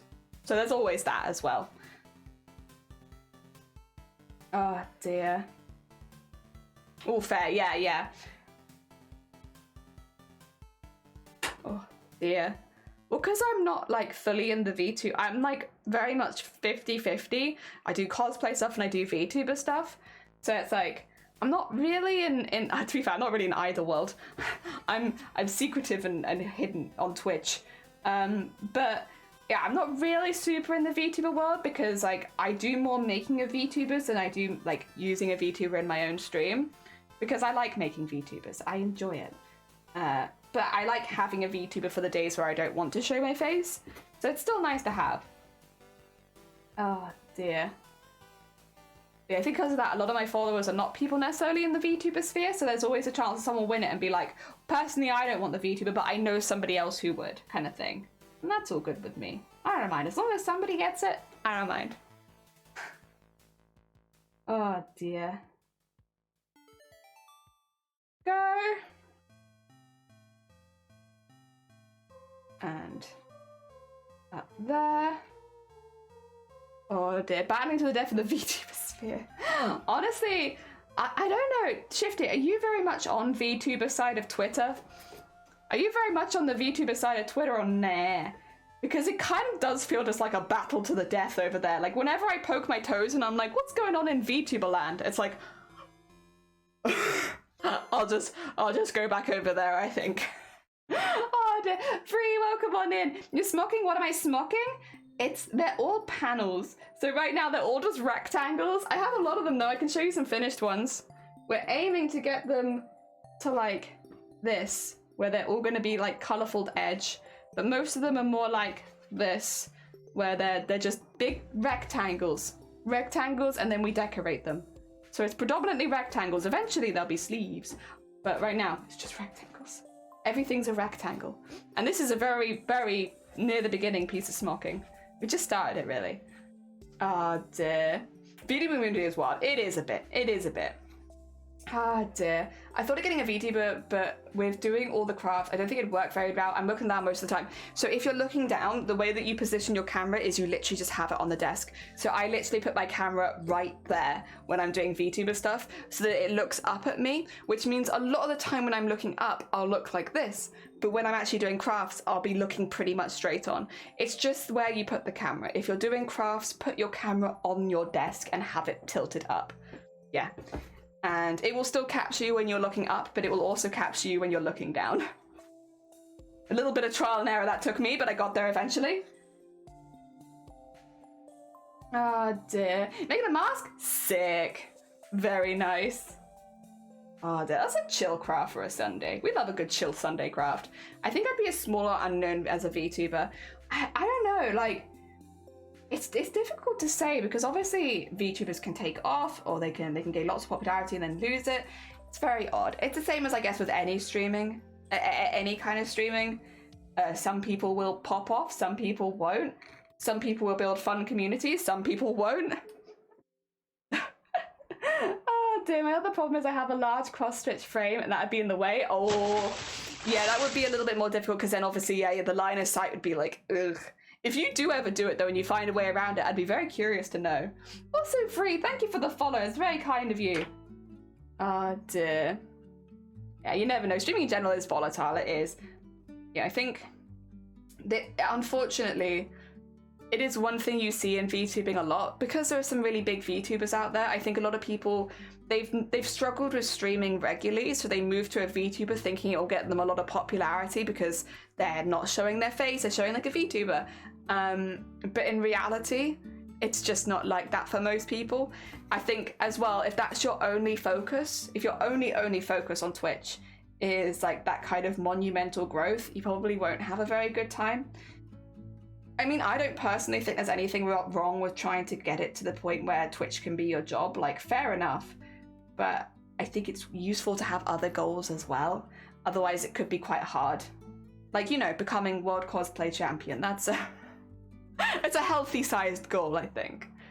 Yeah, probably I'm being a bit hypocritical here because I have the goals the size of the sun, but they're not on Twitch, so you know what? They're off Twitch goals. Oh, there's gonna be a lot of fun. Hell yeah. No, it is nice. I think as well, there's just a lot of days where it's like you don't want to show your face, you just don't feel it, you don't fancy it. It's nice to have the option. I don't know. I think that's what I see it as. It's a nice option. Another streamer I talked to really did put it in a good way in that VTubing doesn't necessarily help you to grow because everyone's different, but VTubing does level the playing field because your looks no longer affect whether you'll do well on Twitch or not. So, you know, say that you look visibly disabled, say that you look, you know, maybe in a way that you're not happy with, you don't feel confident with the way that you look, that doesn't track over to VTubing. And confidence can, but like if it's confidence in the way that you look, it tends to not travel across. So it levels the playing field a lot, which is nice. You know, everyone has the chance to do well as a VTuber, whereas there is definitely certain privileges with face camming that some people have that others don't. Oh dear, like even for me, I'm disabled, but I'm not visibly disabled most of the time. I have my weeks where I have to spend time as a VTuber, but for 99% of the time, people would coming in here wouldn't know. And I also don't use the tag. So like no one would know. And that is then in many ways an advantage because I don't have people coming in here to target me for that. But not everyone has that benefit. I don't even have that benefit all the time. Ah dear. For me, that's the everyday. I want it for gaming so I don't need a green screen. Oh yeah, and then it can be a cute character. Hell yeah. Or you can just like a manly pair of hands. Hell yeah, Vile. I only have one cam, so the lovely Twitch people only see my hands. I mean, if you're doing crafting, I feel like having a view of the crafts is normally the most important. I'm quite an expressive person. I like having some sort of face on show, but it's not for everyone. It's not for everyone. There's no reason to, really. I mean, again, unless you are specifically trying to make Twitch your job, which I only know a couple people that don't already have Twitch as their job that are trying to. And honestly, like, I'd love to see it that they could make Twitch their job. I will support them 100%, but I don't know as many people in the crafting community where it's anything more than a hobby at least. Or like a way of passing the time. Or, you know, a way to become eventually world cosplay champion, you know. We all have our own goals. I think as well with artists and crafters in general, a lot of people work on commissions on stream. A lot of people promote their business on stream. So they're not necessarily trying to make Twitch their job, they're trying to make their business their job. Yeah. So it's a little bit different, I guess. Dear. I actually want people to focus more on what I was saying, working on, and less on what I look like. Fair. Oh, I talk with my face. That's the thing. Like, I'm an expressive being, so I would probably have to learn to talk with my hands a little bit more. I still do talk with my hands, but like not nearly as much as I talk with my face. Sounds like a stupid statement, but you know what I mean. Like, some people are just a lot more expressive than others. I am heavy expressive on the face. And so I think a lot of the time, I'm just always terrified of being misunderstood. There you go. That's a fear. So having my face on show, I think, helps people know when I'm being more sarcastic or facetious. Oh dear, isn't everything a hobby for us though? Yeah, kinda. Yeah.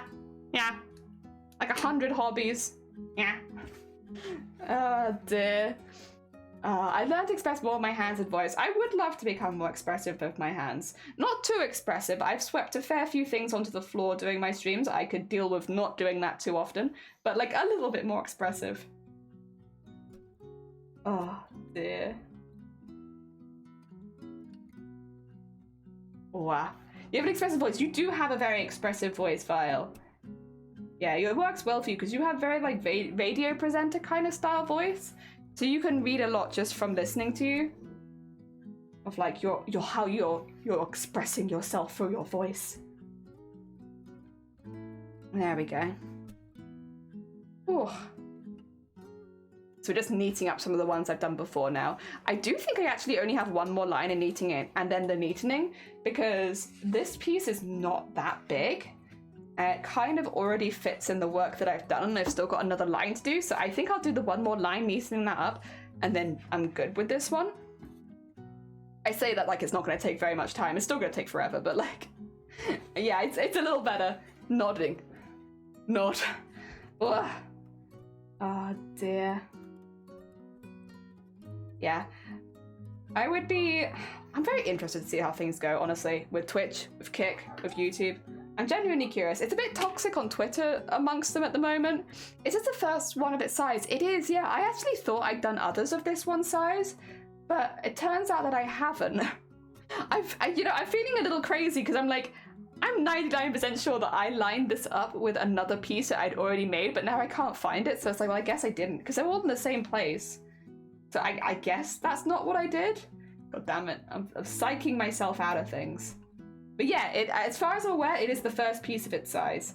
It's the second smallest. It's not the smallest. All the smallest ones have had their smocking done, or at least the base smocking done. What is this? What is this?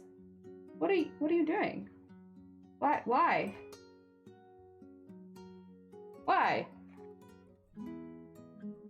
Okay, well, I fixed it, but I don't understand why it had a problem in the first place. Maybe you lost it? I don't think so. I don't actually have very much in this room right now. I think probably I've just imagined having done something. That happens very often for me, to be fair anyway. My grasp on reality is... it's there. Vaguely. I probably just imagined it. I actually need the aircon on again. I guess it is getting to the warmer part of the day. That's an emote from the person I commissioned my emotes. Oh, hell yeah. They did a very good job with your emotes, to be fair, Val. They look really good. Firmly grasped, but I'm doing my best. It's a weak grip. Oh dear. That's what happens when you spend too much time on Twitch. Speaking of spending time on Twitch, though. But speaking of Twitch, for those who weren't aware, we're doing a bit of an experiment next month. Next month, I have a little busy month planned. So basically, it's actually really good stuff. I'm doing a lot better than I was a few months ago as far as my migraines and health go. I'm like on the up and up. Because of that, I actually have a bit more energy in the day than I used to, which is fantastic. What I tend to do is I have like, I would say 3 or 4 hours in me in the morning, which I can do stuff in. And then I need to take a bit of a break. I need to have a bit of a cool down. I need to have a bit of an eat, snack, all that kind of stuff. But then,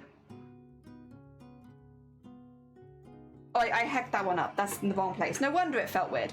But then I have energy again, and it's like I could do more. I'm doing pretty good. I just need like that little break in the middle. And so we're going to be streaming on YouTube next month. We're going to be doing our regular streams in the morning on Twitch, so like that won't change. So as far as people on Twitch, if you are only on Twitch, it will not change. The content will not change. Nothing like that. But I will also be streaming on YouTube. So there'll just be extra streams, basically. So on the days where I'm feeling a bit better, I'm not going to put any schedule in place for it just yet, but on the days where I'm feeling a bit better and I'm having like a better health day in general, I will probably do a second stream in the afternoon, not Kick. So the thing with Kick, and maybe this is not what Twitter is talking about, but from my perspective, not taking into account any of the stuff that Twitter talks about, I don't know anyone on Kick. I know one person on Kick. I know a lot of people on YouTube, and I know a lot of people on Twitch. There are people that I follow and talk to on YouTube and Twitch. There's no one I really know on Kick yet. So there's just no reason for me to want to go over there, because the people that I know are on Twitch and YouTube. And because I'm not looking to grow necessarily, I'm not looking to, like, my main goals are off Twitch or off streaming. They are to do well at cosplay. I want to go places where I can have a good time and talk to people that I enjoy talking to. And because I don't really know anyone on Kick, there's no draw to go to that platform for me right now. Now, that could change if, say, in a universe where Vile, Shifty, Deimos, Jords, B, Sleeves, Cthulhu, the people that I talk to and the people that I watch streams with, if you all moved over to Kick, I would also probably start streaming on Kick. But it would take that for me. It would take the communities that I enjoy taking part of to move to Kick for me to go over there. Because although I do now follow one streamer on Kick, it just doesn't compare next to Twitch and YouTube for me with the amount of people that I follow over there. So yeah, not Kick, but not necessarily because of the reasons that you see on Twitter, literally just to do with community. Because I'm not that focused on money or growth. So those sort of things don't make as much difference to me. Yeah, I made an account there to kind of snag the handle. I did the same thing. I stole my name so that nobody else could take it. And I didn't really see anything that was for me. While I was trying to be competitive Twitch, there's a lot of stuff going in the background that's kind of iffy. Well, actually, the person I was watching last night made a really, really good point. They've really split up the art categories over on Kick, which is actually kind of to the detriment of artists. So they've split it into traditional art and digital art. So it's not just art, it's those two. Then makers and crafting. And then I think there was another one as well, which it was more split up on Kick than it was on Twitch, which might sound like a good thing, but what it also means is there's no pool of viewers because the pool is split more and more and it's already like not a big category. So when you split the pool like that on smaller categories like arts, like makers and crafting, it just means there's no one there to like boost it. And so yeah, it was a very good point. So like even if you are trying to grow as an artist on Kick, it's like dear. Yeah, it's Also, it's not called traditional art, digital art. It's called digital art and art. So like, as if digital art isn't art as well. I don't know. It's a bit weird. I kind of get why they've done it, but I also don't like it, personally. Bruh, yeah. Dear. Yeah, not confusing at all. Yeah. Oh, damn, one of those fake artists. Yeah, same. Because I'm a fake artist. But yeah, like the only category that it would be really worth streaming in as like a crafting or artist, if you are looking to grow, would probably be just chatting. And then yeah, the art communities are pretty small. So right now, it's nothing against the artists that have gone to try and stream on Kick. I don't want to sound like I'm digging at them at all. Because honestly, like I'm glad that there are more people going as far as it becoming more of a competitor to Twitch. That's good. It's just weird and like it's split up weirdly, and like it is difficult to get any visibility over there. So yeah, if you were looking to grow, it seems like it would be quite hard actually. I initially thought it'd be easier because there's less people, but I think also because there's less people, those categories just aren't being boosted. But yeah, that's not the reason that I'm not going over there. The reason that I'm not going over there is purely because I don't know enough people on Kick for it to be a fun experience as someone who streams as a hobbyist, because that's all I stream as. I'm just a hobbyist. And that is the main reason for me. It's like I want people that I can raid into. I want people that I can chat to and have a good time with after my stream, during their streams, all that kind of stuff. And right now, Kick does not have that for me. And honestly, YouTube doesn't have a lot of artists streaming at any one time. Or like I'd say makers and crafters specifically, but it does have more artists. So you can find artists on Kick, on YouTube a little easier than makers and crafters. Oh dear. I'm both real and fake. Oh dear. I just decided to make sure that the name is mine. Hell yeah. If it was having a steady growth, it's good to be one of the first, but it could go also the way of Mixer. I mean, it's a risk. There was a part of me that wanted to do, just as like for the fun experiment of it, to do like a 2-hour stream on Twitch, then YouTube, then Kick, and try doing that. But I'll be honest, it's just there's nothing drawing me to Kick right now, just because there's no community there that I think I would chat with. And if that changes, maybe I would do it, but I want to have fun. And so, yeah, that just doesn't seem super fun to me right now. I'm not saying that it won't be, but right now it's not. Get some more crafters, get some more artists, and maybe I'll reconsider. Oh dear. I might do, yeah, I would recommend, like, whenever there's a big social media thingy popping up, just grab your name, even if you're not using it. Just take the name. What? Wow. Oh dear. Also, Isak, good morning. I hope you're doing well. And Hut, good morning. I hope you're both doing good. Hut, how was the rest of your 12-hour stream? I hope you enjoyed it. I was a bit lucky because this room got really hot. I want to say like a couple of hours into your stream, this room was just like intolerably hot. So I was like, I'm sorry, Hut, I will leave you on lurk, but I must go. It's warm. I hope the rest of the stream was good. For those who didn't know, Hut was celebrating 2,000 followers on Twitch the other day, specifically yesterday, and they did a 12-hour stream. It was good.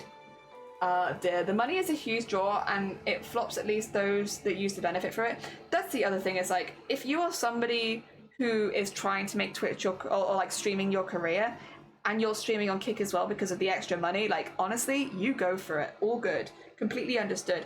I think a lot of the arguments on Twitter are against the biggest streamers being like, you've done it for money, you've done it for this, that, and the other, and maybe it's less applicable, but for smaller streamers who are just trying to make enough money to get by, like, you do what you need to do. If it means streaming on Kick, I'm not going to hold it against you. But yeah, for me, it's the community. There's just no artist community on Kick right now. And if that changes, cool, then maybe I'll reconsider. But while there's no artist community, it's not my job, it's my hobby, and I want to be able to chat with people. Yeah. Yeah. And that's what it really comes down to. Oh dear. But yeah, we're going to be giving YouTube streaming a go next time. As well as Twitch. Don't get me wrong, you're not going to miss out. Oh my god! Mr. Bargains, it's good to see you today. Thank you so much for the heckin' 8 months. That's very kind of you. Welcome on in. We're talking about streaming on different platforms and stuff like that. I should say, once again, I'm still going to be doing exactly the same streams on Twitch that I've always done. That won't change. It's just there'll be extra streams on YouTube. So, yes, it won't be that Twitch will miss out at all, because I still love streaming here, to be honest. I'm still enjoying streaming on Twitch. Like, there are issues and there are things that they've done, especially the things they've done to makers and crafters, in particular, that I don't like, but I still enjoy streaming over here, and I still enjoy the community, and I still enjoy other people's community and hanging out in them as well. So yes, I'm not just going to suddenly up and leave, but I am going to experiment a little bit and see if I can also have that same amount of fun on YouTube, just to see. But if a company said, hey, here's 100 million to stream over here, and I did that, me too. I think 99% of the chat would also take that, because like that's you know, life-changing money. Like, sorry, I'm not so morally good that I'm not going to accept that kind of money to go stream it. Like, to be honest, if they came over here and they were like, Jelly, I'll give you 10,000 to stream non-exclusively, I'd take it. I'd take it. Like, I'd probably even maybe take less. Actually, no, I'm not going to say that, because then just in case anyone's listening, no, 50,000, 100,000, 500,000 actually, minimum. But no, if someone offered me money like that from a like, you know, verifiable source to go stream on another platform, especially non-exclusively, I'd take it. I don't have an income. I'll take that. Like, absolutely. Oh dear. I won't accept anything less than 1 million. Yes. Let's up a bit. Very smart, very smart. Oh dear. Bear in mind, streaming on multiple platforms, it's not anymore, Hut. They changed that. It is actually okay to stream on other platforms. They changed it about 9 months ago, I believe. Don't worry. It's not a problem anymore. I think there is still something about partners doing it, but I think partners are allowed to do it as well. But yeah, there's some weird stuff on it. But yeah, exclusivity has changed. Oh dear. If the company said here's yeah, I would 100%. I would 100%. Oh dear. Okay, yeah. Do not worry. We do our research here. And I remember when it happened, to be honest. Can't multi-stream. Yes, that's what you can't do. You can't. I couldn't go live on Twitch and YouTube at the same time. That wouldn't be allowed. But what I'm not planning to do is go live on Twitch in the morning and then go live on YouTube in the afternoon. So, yes, it would not be at the same time. Oh dear. At least not on purpose. Give me some space for technical hiccups that might happen. I do feel like I might accidentally go live on Twitch at least once or twice, but it will be an accident and I'll fix it. I don't have an income either, and I had to rethink when I was going to do as a sole trader, so now I'm designing some embroidered patches as well as black work designs and quilting blogs. I just want to learn enough to be able to go to a pub with a mate and buy around. Yeah, that's kind of what I want as well. But I would also take $1 million. I wouldn't say no, but I would also mainly just like to get by. But I would also take $1 million if Kick wanted to buy me, you know. Who knows, Kick? Maybe I'll become world cosplay champion while streaming on your website. Buy me. Oh dear. Wasn't there a time where you could do that on Twitch and YouTube? What, multi-stream? That's been banned for a long time, to be honest. There probably was a period of time when you could do it, but that one, when you're streaming both at the same time, that's been banned for a long time, to be honest. I remember because there were some people that were doing it, but they're not becoming affiliates specifically there so that they could keep doing it, and this was years ago. Yeah, that's been banned for a while. The only thing that's really changed is that the exclusivity. So you can stream on different platforms, just not at the same time. So you can't multi-stream, but you can stream on different platforms. Yeah. Yeah. I would say if you're curious about it, like literally just go read the terms of service. It does actually lay out pretty well for you what you can do. I know because I've been looking at it. So it actually does lay out pretty well. If you are considering streaming on other platforms and you would like a rundown of the rules, just check out the TOS. Oh dear. I know what I'm doing is fine. Oh dear. I would say no to if the money's like listen, you giving me, I'll take it. I think Kik could very easily buy a lot of the artists and crafters, to be honest, if they wanted to. It's just I don't know if they want to fill those sections out, but I feel like if Kik wanted to, it could. I'm not saying we're cheap, but comparatively to like 100 million for one streamer, I'm pretty cheap. Oh dear. Piss pellets are trademarked. They're trademarked by me. I remember a long time ago as well when they were multi-streaming. There were a couple of streamers who were multi-streaming against the rules, and Twitch actually was like on them. Because yeah, one cosplayer I watched used to multi-stream all the time, and they got bonked. They got a little bonking. A little bit banned, they did. For a short period of time. I get it, listen. I'm not personally against it. Like, I get why companies don't want you to multi-stream, because obviously they want that, stream one platform at a time. But, like, I get it. Like, double the income. If it was possible, I would do that. If I wasn't going to get banned for multi-streaming, I absolutely would. But, like, it's not worth it. It's not worth it if they find out they will ban you. So, yeah. Oh, dear. Look, half-size expensive. Yeah, listen, it's true. At Kik, there's a lot of, your makers and crafting section's looking a little empty. Would you like to buy some of us? We're cheap. We'll come over for, like, a lot less than 100 million. Oh, dear. Could you imagine? A campaign of, I'm selling myself to you, Kik. Oh, dear, thank you for the bop. We do need bops. Oh dear. Sign me on a non-exclusivity deal. Just for the money, really. But if you do me, can you do a few of the other streamers I like as well? Because I don't want to be on my own over there. That could be this. Okay, listen, my deal is 1, money. 2, if you could invite some other artists and stuff to come over so that I'm not on my own, I would appreciate that. Thank you. That's my terms. Take it or leave it. Oh dear. Send bops. Bops required. Oh, they can get it back fast with that gambling anyway. That is one thing that I will say I am not super keen on about Kik. Is that when I'm watching like my artist, the artist I was watching yesterday, my sidebar just had loads of gambling stuff on it. And I personally don't like that. I get it. It's a gambling site. It allows gambling. That's the whole draw of it.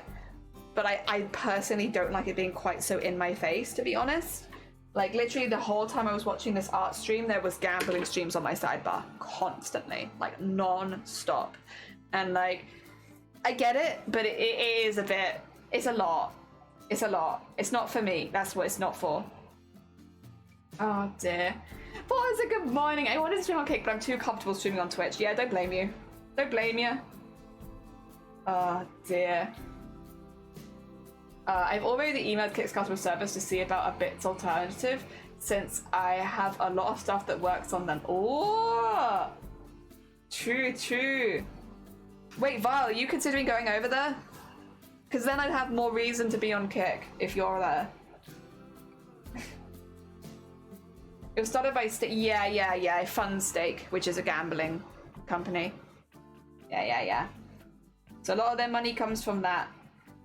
I mean, a lot of the argument on Twitter, for anyone who's not clued in about the stuff that's going on, a lot of the argument on Twitter is that it is very predatory because there's so much gambling stuff and it kind of targets people that are in bad positions. It's part of the reason it makes me feel a bit uncomfortable, because I'm one of the people that would normally be targeted. I'm in like a very, I'm financially dependent. I don't have my own money. So the idea of gambling and making money and seeing streamers who gamble and make money, it kind of targets people like me who don't have the funds to do it, but want to be able to, you know, do stuff with other people and be able to go out and buy drinks and stuff. And it does feel predatory, so it's not my favorite.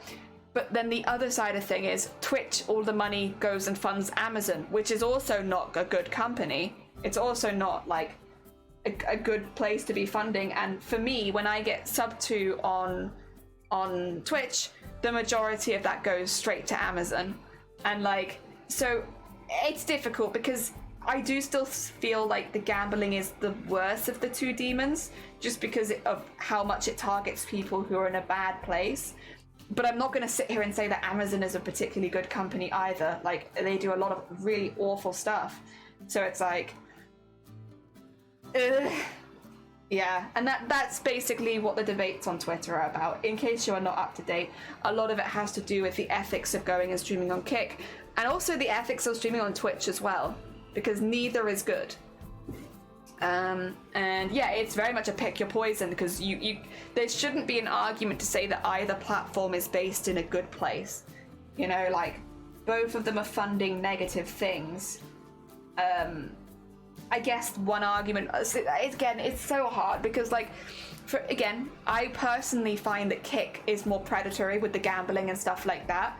I personally find that to be worse with my own situation and morals and stuff like that. But only 5% of my subs would go to that, whereas more than 50% of my subs on Twitch goes to Amazon. So again, does it kind of even out, even though I think personally that Stake would be worse? I don't know, man. It's weird. It's weird, and it's difficult, and I don't think that there's like a clear black and white answer. I don't think either are good. Yeah, so it's difficult. A lot of people are getting very much into this is the only opinion, and, you know, it's Twitter, so people double down on stuff where it's like, it's not really a black and white situation. I will say I don't agree with holding it against streamers that are taking money to go to another platform. I don't hold it against streamers who are going over there to try and earn more money. Like, literally, make your money. I'm not going to hold that against you. But, like, talking about the platforms specifically, not the people on the platforms. Yeah. Because if any of you went to Kick, I wouldn't hold it against you, even though it's not something that personally I agree with. Because make your money. Like, you go and make your money. You go get your 95 split. Like, I'm never going to hold that against you. But it's difficult. And I don't like supporting Amazon either, but I also want somewhere to stream and have a good time. And Twitch is big. Oh dear. Oh dear. I'm on the same boat of not having anyone I can hang out with. And yeah, pick your poison. Even YouTube's owned by Google. Yeah. It's difficult, and I don't like it when people blame streamers for crossing platforms to make more money. I think that comes from a real place of, like, you must, like, privilege. Like, you know, having a go at someone for trying to make more money is like, okay, good for you. Like, not everyone has the choice. You'll have to make decisions sometimes to get by. I don't know. I don't like that. I don't like that mentality. Let people stream on whatever platform they want. How hard is it to get money on Kick?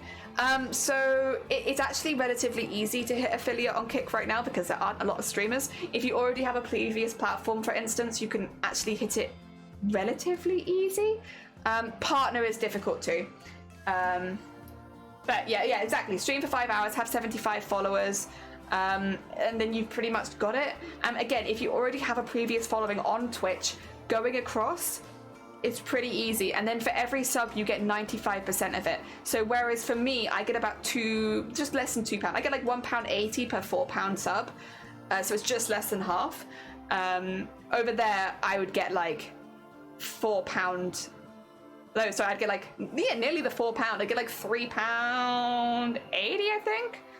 So it's quite a big change. Like, if I had the same amount of subs on Kick that I did here, I would be earning about double the amount, like, on Kick that I would here.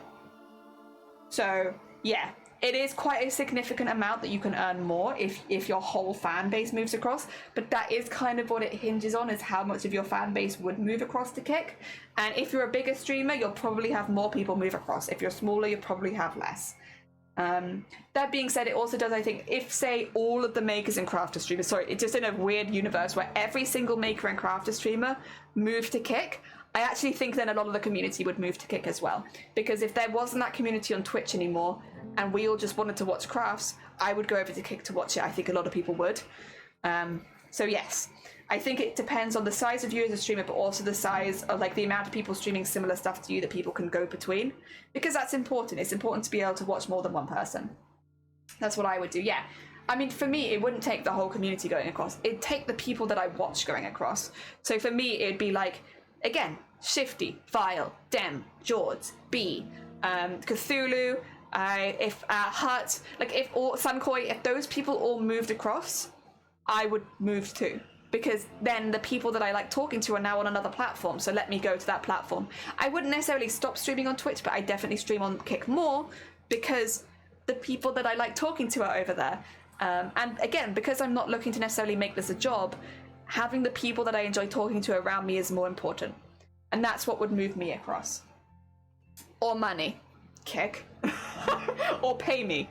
Kick. Also depends if people subscribe to you. Yeah, so for me, I'm a very low subscription channel comparatively to the size, which I'm fine with. It makes sense. We're a community of students, disabled, unemployed people a lot of the time.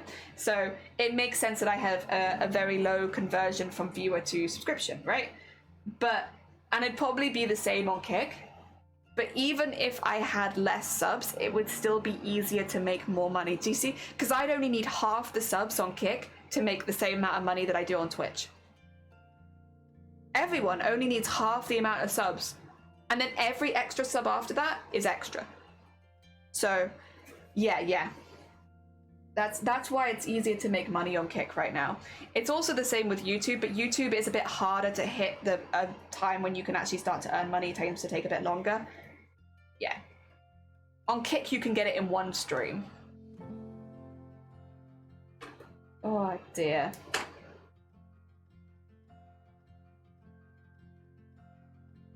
But yeah, that's where a lot of the debate is. Again, I know a lot of people here aren't really in that sphere of Twitter drama, streaming stuff, and I honestly can't blame you. It is toxic a lot of the time, but if you're wondering what the debate is, that's the debate. That's where it's coming down to, is which platform is worse. And both are bad. It's all bad. Just need one sub and I would have made the same. Yeah, literally, that's what I'm talking about. Like, if one person comes over and subscribes, you make the same. I think I have free retires is nice. Yeah, hell yeah.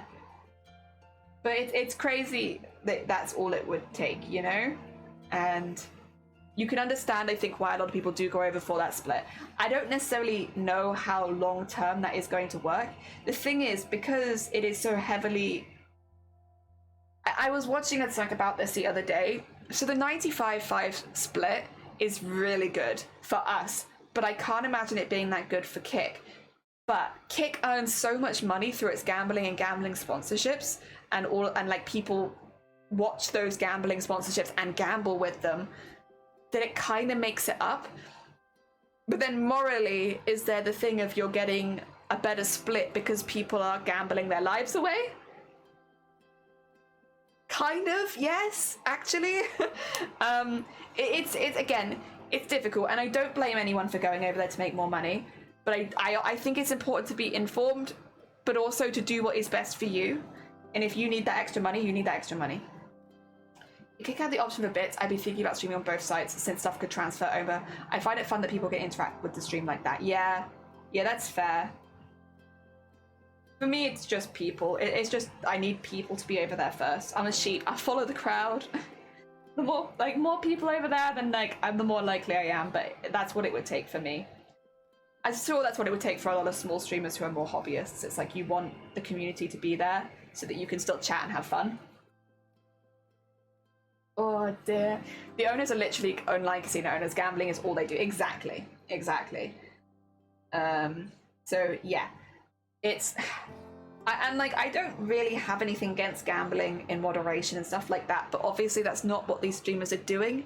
They are heavy gambling, they're winning lots, they make it seem like you can win too, but then when you give it a go, it won't work for you, and that preys on people like me, who are low income and will you know, are often more desperate for money, it's like, you know, that is a way.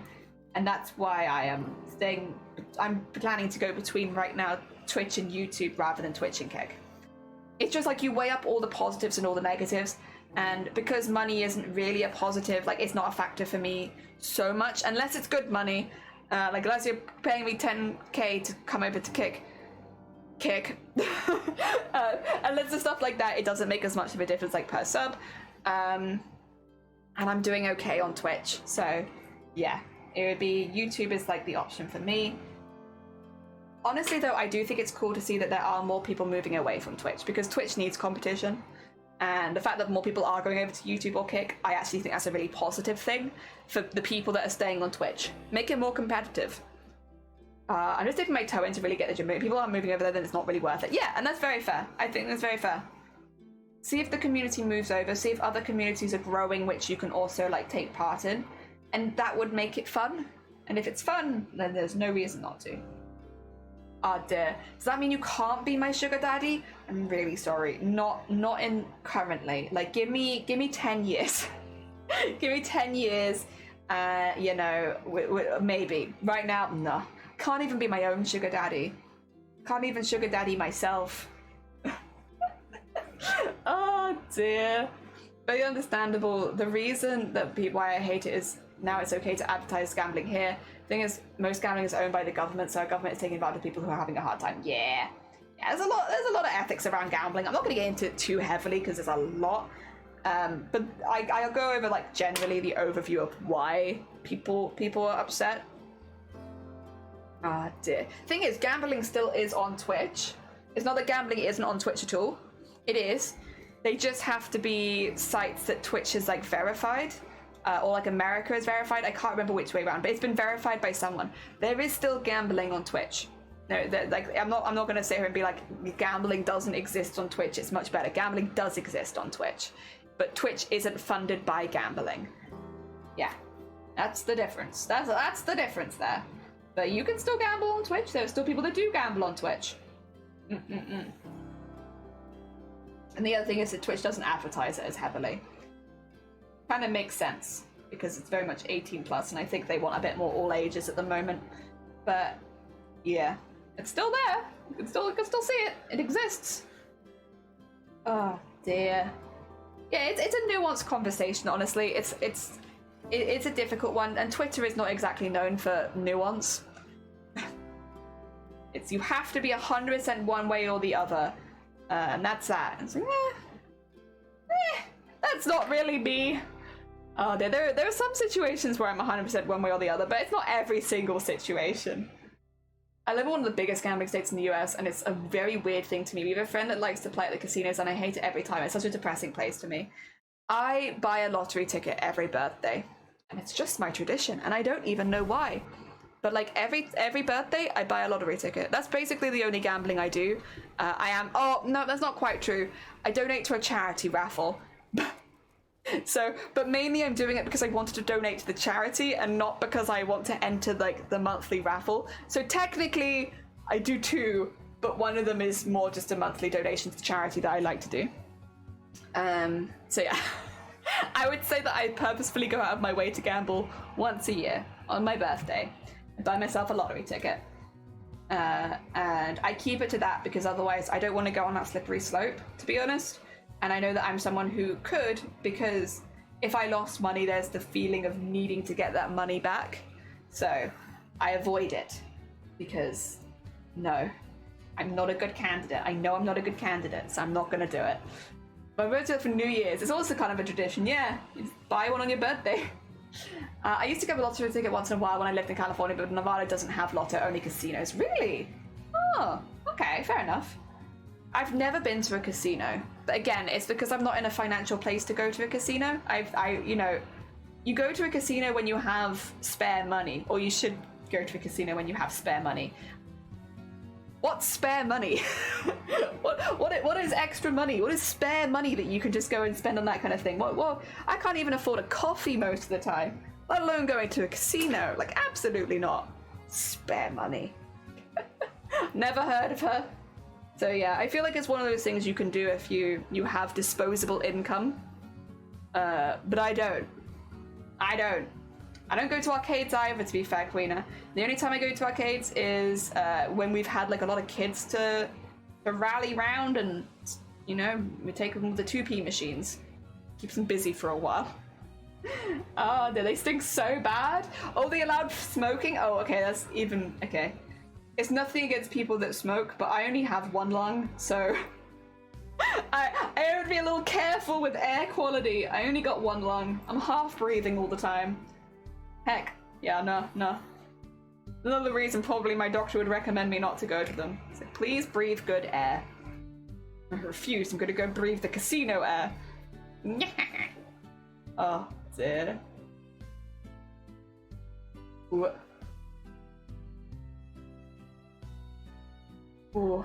I should clarify, actually. I do technically have 2 lungs. It's just one of them is not pulling its weight, so...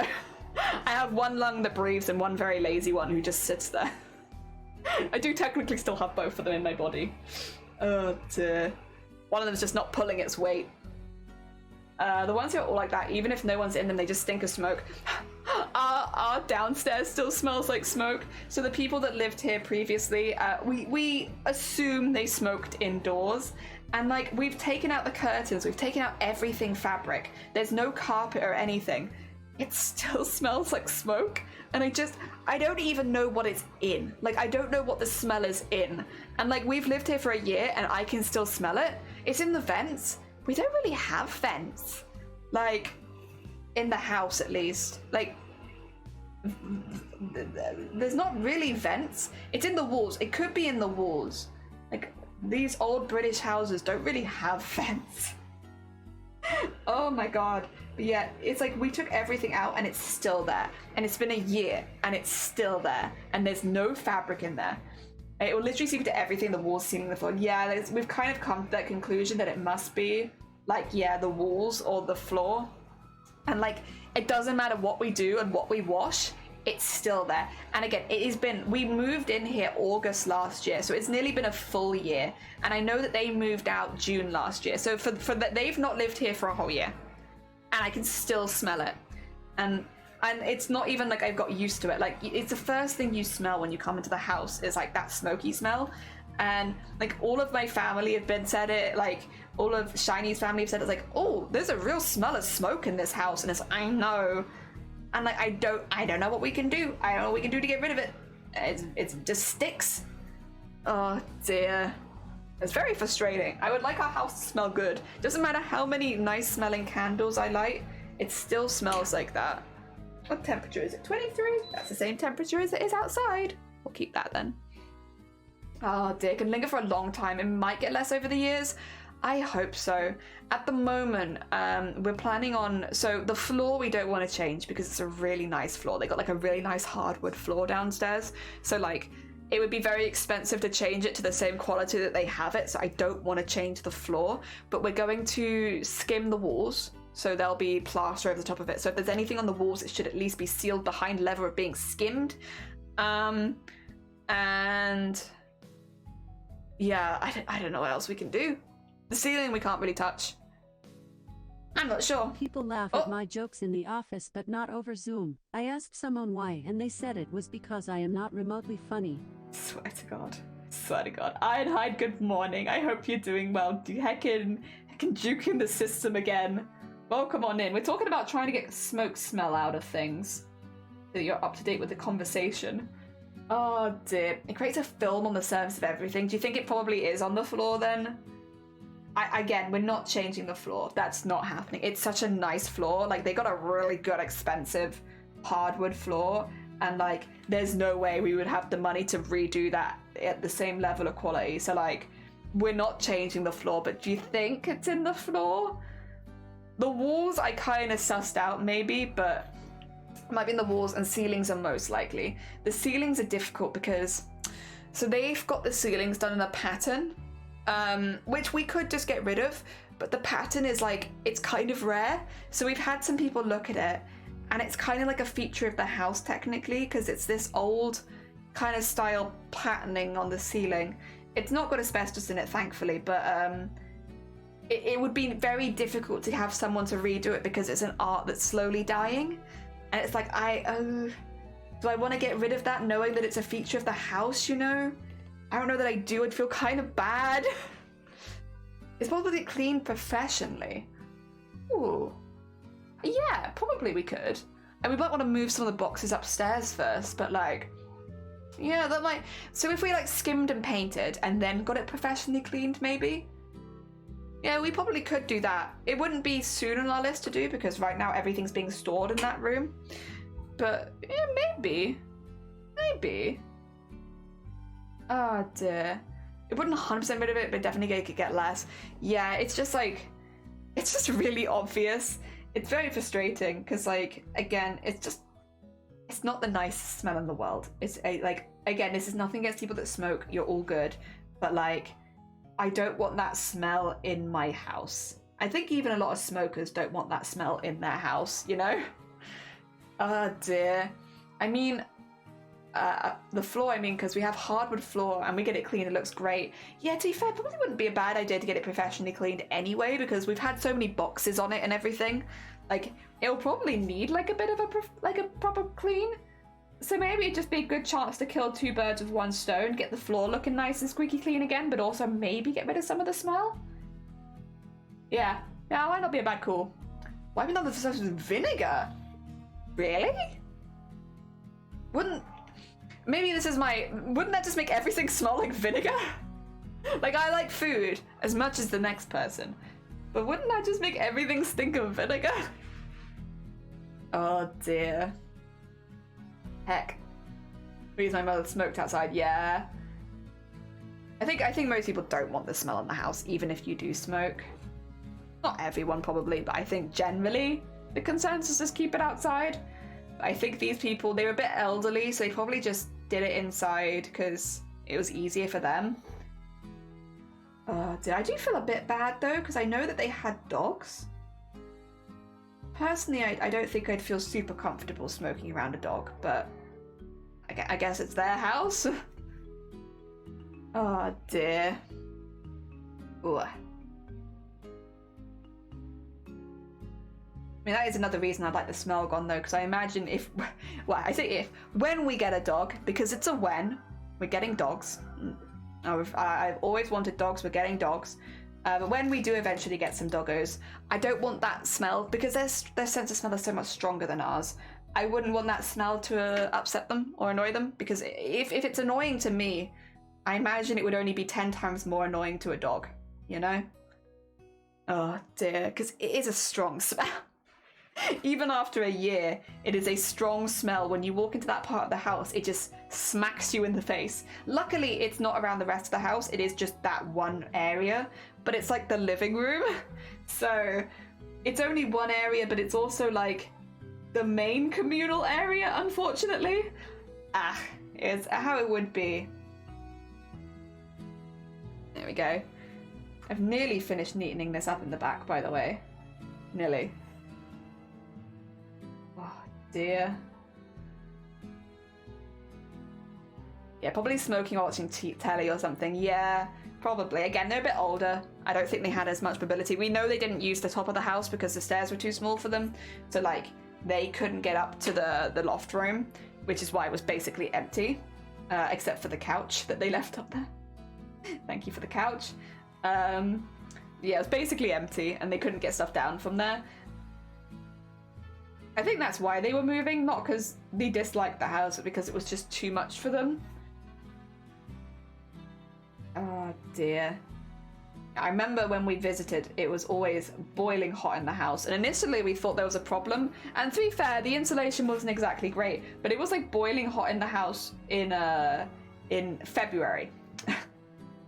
It's just like, I think when you get old, you either go one of two ways, right? You either keep your house boiling hot all the time or freezing cold, and there's just no in between. What kind of old person are you? Are you a boiling house hot old person, or are you a freezing cold house old person?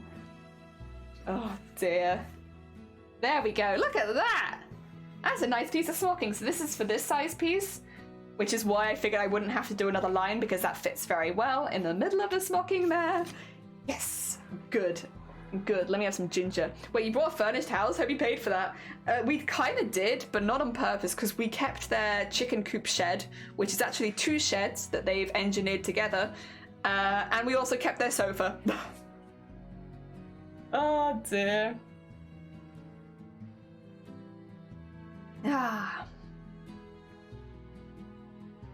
What's funny is they originally said they were going to take the shed, and then at some point that changed, and they were like, we're not taking the shed, you can have the shed. And it's like, okay, I'll happily take that shed. That's a good shed. Technically it's 2 sheds, but it's got electricity, it's got plumbing. Like, yeah, I'll take that shed. Hell yeah. I got upsold all the little stuff. A house I went to uni had such a severe smoker next door that the smell would come through the walls. Oh, God, that's hell. Especially if you have any kind of breathing problems. That's like very dangerous. God. Hell. Okay, got this one done. I'm trying to decide whether I want to like, so this one will need painting, which I'll do off stream because obviously it needs time to dry. So I'm deciding whether or not to start the other piece that is this size and just back to back get those smocked, or if I want to go into sequining another piece. Because I do have pieces that are like half sequined, like this one. Need sequining to the end still. Those pieces are fully done. I'm not sure. So going on a bit of a tangent here. I'm not sure how I'm going to do these bits on stream. So obviously I've done these ones off stream. You didn't see this. I did this secretly to myself. The problem is I don't know how I'm going to like actually do this so I can show you it, because first of all, I need to be sat, get my chair up. I need to be sat like this with like my knees here, have this resting on my knees. So even in this camera setting, it needs to be like this close to me. And then I'm like angling a pencil through it, because the way that you do the embroidery on these bits is you use a pencil to measure out the size. So you're like wrapping the thread around a pencil and then stitching it back in, and it's all very close to the body. So I think the only way that I'll be able to stream it is like this way, and you won't be able to see most of it because I'll be like here. So I guess I just have to like flick it to show you it. I'm not sure. I would like to be able to do some of the edging parts on stream, to be honest, because it's kind of fun. Like, look at all that little edgy like embroidery stuff. Like, it's pretty. I like it. They got little beads in. Like, I don't know. It's kind of fun. But I just don't know how I would do it in a way that you could see it. So I'm a bit stumped on that. That's why I've only done it, because like I've got pieces like that are ready to have their borders on. Like, I've got quite a few pieces. I've got the 2 on the mannequin. I've got 3 here that are all ready to have borders. But I don't know how to capture it, and I don't want to do. I don't want to start and do it all off stream and be like, oh, by the way, I did all this embroidery and you can't see any of it. Like, I don't know. I'm having a bit of a think about that at the moment, because the rest of this process I can show you quite easily. It's just that last bit, and unfortunately, yeah, I really like it. It's really pretty, but it's a bit that I really like, and I'm not sure how to show it to you just yet. So yes, I'm a bit stumped, honestly. I need to go look at some other, not other people that are doing smocking, but other people that are doing embroidery onto something that's not like a hoop. Because a hoop I can capture, but yeah, these bits are just a bit fiddly. I'm not sure how to do it, and I want to show you guys. I want to show you guys the stitching that I'm doing, because they are kind of cool stitches. You think it'd be fine even if it's out of view? I mean, we could just give it a go and do one of them now. There'll be a lot of me on show. But it's not like I don't have the materials to hand. Like I said, I've got loads of them ready to go. Like I could just give it a go, see if we like it, and if not, plan something else. But yeah, it kind of have to be in this view. I'm sorry. I apologize. I just don't know. Yeah, I think this is the thing with crafting. Half the struggle is finding out how to capture the goddamn thing, because it's not easy. It ain't easy capturing a lot of this craft, because especially when you're keeping things very close to the body. I can do this bit in top down. You've got a lot of mess at the top of the screen now. This is just me measuring it, measuring the length of it. Like, okay, it's that long. Cool. I'll need 2 of that. So this is bias tape that I've purchased. I purchased it from Plush Addict. They do a gold and a silver and the exact colors I kind of wanted, and I figured rather than making it all myself again, I'm sure I'll be making bias tape down the line, but for this, I'll just use the one that's already made. reasons why I'm always moving my camera, but I can't even move my camera for this one because, well, maybe this is a me problem. I'm not wearing trousers. As you can see, my knees are out. If I move the camera to show you closer up, it would be full panty shot. So I can't do that. You're gonna have to stay there. I'm afraid. I can't do that. That is very against TOS. Oh dear. Kalina, thank you for the follows. Very kind of you. But yeah, it does make it a little tricky to get some of this on the show. I can do this bit. I can show you the pinning. You pin this bit. Oh dear, yeah, so let me go over to Kick really quickly, and that's the bits that I'll stream on Kick. I'll stream the bits where, like, my underwear is in full view because of me sewing. Me sewing in a certain angle. God. Could you imagine? Sexy sewing streams now on Kick. Honestly, I could imagine, but I also don't think that I'd be the one doing it. I would watch a sexy sewing stream. I'm not against it, but I just don't think I'd be the best person to present it. Oh dear. I'm not serious enough. Best time to follow with a panty shot. Hell yeah, thank you. Yeah, that'd be very TOS. But would it be a TOS on Kick? Kick, buy me and I'll come do sexy sewing. Sexy sewing with jelly. Nobody asked for this. Nobody wanted this. I'm just doing it. Oh dear. Right, is that about good? I think I actually need to move it a bit further in. So I'm looking, there's a line basically, and I'm looking to get just inside of that line so that it's, yeah, there we go. So there's like a bit there where sorry, it's a bit difficult because of the pins, but there's like a line next to the bows, and I want to go just on the inside of that line so that I get that whole square is still there. Yes, that's what I'm looking to do. And then this will fold over to the other side, but it needs to be stitched in first. Yes, you asked for this, Kick. You asked for this. Asked for this. Where's my gold? There's my gold. Oh, there's my white. I didn't need that right now. Ah, dear. Very sus, very sus. Yeah, I can get this bit in view. This bit's not too bad. It's the next bit that's a little difficult, to be honest. I don't want a beading needle. I just want a small sharp. That'll do. Oh dear, arsed for this. Very sus. Yeah. It's doing me. I mean, maybe I wouldn't have this problem in the winter, but like, I'm not lying, it's pretty hot right now. Anyone who's wearing like full jeans during this weather is either very, very committed or mad. One or the other. It's too warm. It's dress weather. Alright. This is when you can't see what I'm doing anymore, because I'm gonna do this. I'm in this screen. I just need to see it really close and make sure that I'm getting exactly where I need it to be. And my eyesight is not that good, which means I need to bring it like this close so that I can see what I'm doing. And unfortunately, this has a side effect of you not seeing what I'm doing. But as we said, listen, it's experimental. We're gonna give it a go. I'm gonna see if it's okay, and I can just verbally explain to you what I'm doing. And hopefully that will be good enough. Oh dear. I'm a bit of both. Really? Oh god. I haven't worn shorts all year. Really? I would say I haven't worn shorts, but I've been wearing more dresses because I like they kind of generate wind. They're a little bit floaty, and I kind of like that. I like that I generate wind as I wander around. Wearing winter pajamas. Are you okay, Anime? Didn't you say it was gonna be like 30 degrees next to you? Why are you wearing winter pajamas? I haven't worn any dresses. If you're not, I would recommend, honestly. The swishiness of a dress, it kind of generates like a teeny tiny bit of wind, and like, that's nice. That's nice. Would recommend, 10 out of 10. Ah, dear. While I'm working the labs, I do fully covered. Oh god. Power to you, Queen. It's very cool, but like, oh, that'd be so warm. Oh, maybe someday. Hell yeah. Honestly, recommend. Very chill. Good for summer weather. The only problem with dresses and skirts in general is that you need to be careful with how you sit.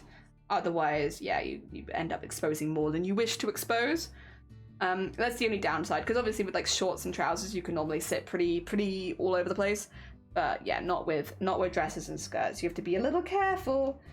And I think that also, like, sometimes the wind will like expose you, which is not my favorite. That's why I tend to do maxi dresses. Longer dresses are my jam, because yes, I'm okay. I don't like sweaty legs touching each other as well. That is a downside of dresses right there, and skirts. But then you can wear like the shorts underneath, and that kind of like the chub red shorts, and that's kind of like makes it a bit better. Yeah. And also they kind of stop it if your skirt does fly up, that you don't have to worry about people seeing everything, because you got your chub rub shorts on. Also, if you're a cosplayer, I'd recommend chub rub shorts. They're just like little thin shorts that stop your thighs from touching each other. 10 out of 10. Oh dear. Wow. Thank you for making me generate wind. That's exactly what I'm doing. I'm just doing that in the room, just generating wind. Also, is this okay? I know you can't see it. Is this okay? Is it okay? I feel so awkward when like you can't see what I'm making. I feel really bad because I'm like, it's the only way that I know how to do this is I need to look at it really carefully because I'm sewing along a very specific line. And then with the embroidery as well, like it's very specific and it uses tolls. You can see you're doing something, yeah, but you can't really see what it is, can you? Like right now it's this. I'm attaching this to this, but can't really see that. Oh dear. Surprised I wasn't too hot with the white panty I was wearing with my outfit. Yeah? I mean, I'm glad. Didn't you say that there was air conditioning though? Because surely that's gotta help, right? Honestly, could UK cons remember that air conditioning is a thing and turn it on, please? Actually, though, to be fair, the last time I went to MCM, it was actually relatively comfortable, and I wasn't even well at the time, so I will say they kept it relatively comfortable. I think it's the smaller cons, honestly, that don't do it as much, as it's probably because of the money. But, cosplaying without aircon, wouldn't recommend. Not fun. Not fun at all. Yeah, it did help. Yeah, thinking about it, I'm gonna wait a little bit because we're still very much like, it's the hottest part of the year. But like, when we get into October and November-ish more, I can probably wear the Honkai costume that, actually, I've got it on screen. I should probably take that off the screen, shouldn't I? Because we're not making the Honkai cosplay anymore. There you go. Oh, you can see my hands. There we are. We have backward screen. Perfect. But yeah, we could probably actually wear it on screen now because I've got aircon, so I can just cool the room down. Probably wait again till it's a little bit cooler, but it's definitely something I could perceivably do, is wear cosplay on stream a bit more. Because normally we make them, I take photos, but you never see it on stream. It's too hot. I could actually probably do that. I'm so happy I got a new wallet. Got a matching wallet? That's too cute. Hell yeah. I could throw out my very old wallet. Honestly, nice. I got my wallet from a Comic-Con as well. I got mine from a convention. I have a Batman wallet and it's got like this big gold Batman emblem on it. And I've had that for ages and I love it. And it's honestly still looking really good. I'm genuinely surprised because it was a wallet I got from a convention. You kind of just assume that it will degrade pretty quickly. It's not. I think though, I do believe it was from someone who did like a proper craftsman rather than like one of those stools that sell a lot of the same stuff that 10 other stools sell. I think it was from an actual craftsman, and that's probably why it's lasted as long as it has. There we go. We're getting there. The gold outline is there. It's very small in the corner, but you can at least see it. That's for the other side. We don't need that one yet. Oh dear. Oh, you had it for 8 years. Wow. That did last a good amount of time then.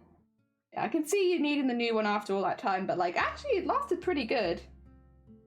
Oh dear. I always find when you buy a new wallet, all of the card slots will be really stiff for a while, so trying to get your card out of the new wallet is a bit of a pain. I mean, it's a short phase and you get through it pretty quickly, but there's always that initial phase of I can't remove my cards from my wallet because my wallet is new. And everything is stuck in there. What? Some bargain? I think one of our neighbors might have a puppy. If I had to guess, a younger dog, maybe? Because recently there's been a hell of a lot of barking, like all hours of the day. I think maybe one of our neighbors has got a puppy. I mean, can't blame them. Can love puppies. Very good, very sweet, understandable. Honestly, good purchase.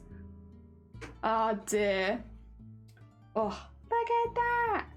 I mean, I say look at that. I have a bigger camera I could show it to you on. It's just making a nice invisible stitch, so you can't see it, but it is now attached. Again, it will eventually fold over the back of something, so it'll actually be about half the size, but I like it. Nice and neat. Oh dear. New validation, what do you think of the weathering you did? It was one of the first things I saw this morning via light. I woke up and I was like, oh, someone's posted something in the general chat. I think it looks really good. I think it looks like actual, like, what it looks realistic, like the light and color, as well as all of the little bits around the nozzle and all that. Like, it looks like what it would actually look like if it'd been weathered rather than more cartoony weathering. I think it looks really good. Hell yeah, strong weathering. Oh dear. Ledmo, good morning. I hope you're doing well. Welcome. Dear. It's an Eastpak wallet. I don't know. Oh yeah. I have an Eastpak backpack. My Eastpak backpack. Yeah, I got one when I was in school, so it's lasted so far at least 13 years, but it's got a 30-year warranty, so we'll see. 30-year warranty on my backpack. Yeah, it's lasted 13 so far, so it's doing very well.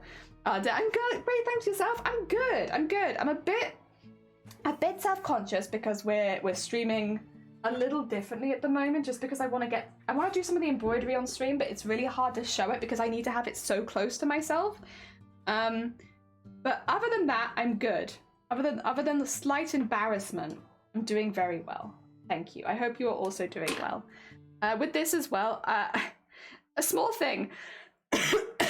So this embroidery thread is made up of 6 individual strands. The 6 individual strands is a little bit big for the embroidery that I'm doing, so I actually just split it apart into 2 and 4, and then I use 4 strands, and then I'll use the other 2 later, so I won't waste them unless this ends up getting ruined, which has happened before. Trying to separate them is not easy. Okay, there we go. Hold that with my thighs. Is that a knot?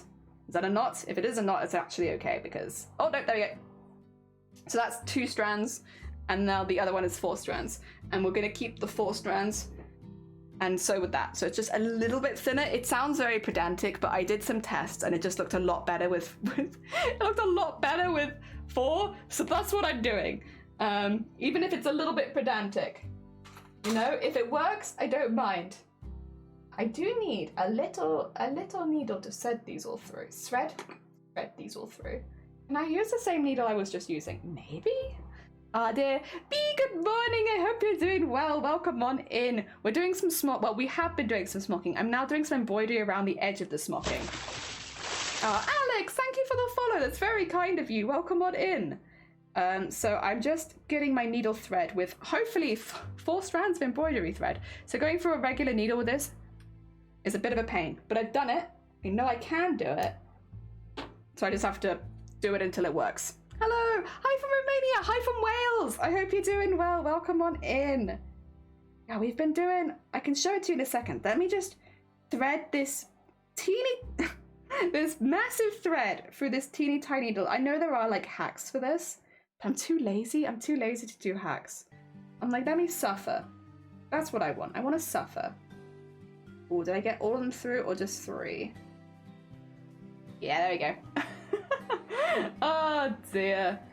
One of my skills is threading needles, even though my eyesight is god-awful. It's a feeling, you know? It's a feeling. All right, what we are doing is we're making these little smocked panels. So the smocking is the texture of the fabric, so we've knotted and like manipulated the fabric so it has all this texture. I then go back, bead, sequin it, and then we add these little edges on it. So the dark purple one, that's a light purple. The light purple gets gold, the dark purple gets silver, so that they can have like a daytime theme and a nighttime theme, but keeping within the purple. That's what we're doing. And I'm just going to be doing some of the embroidery. Actually, I do need to mark this before I start so that it's nice and even. I can't remember if I ever showed a picture of the sloth. I would love to see it again. I may have seen it before, but I would not argue about seeing it again. Please share. I'll never complain about seeing it a second time. All right, I actually will quickly switch cameras because you'll be able to see this bit. This is a bit that I can actually show you in top down. Oh my god. Oh my god. And everyone's gonna hate it because I do it in Biro. And whenever I use Biro on my fabrics, everyone's like, no! And I was like, honestly, fair enough. Don't blame you. Would probably have that same reaction too. Okay. So it needs to be a multiple of 2. So I'm thinking I can go right from one edge to one edge and just go from there. Also, thank you for the egg. I don't know who did the egg, but thank you. I did appreciate it. I did appreciate it. It was Scott. Thank you for the egg. Yeah, let me know in the backpacks in the Discord and I will come over and have a little peek. Probably after I've done this measuring, just because I feel like if I move the ruler, I will lose myself.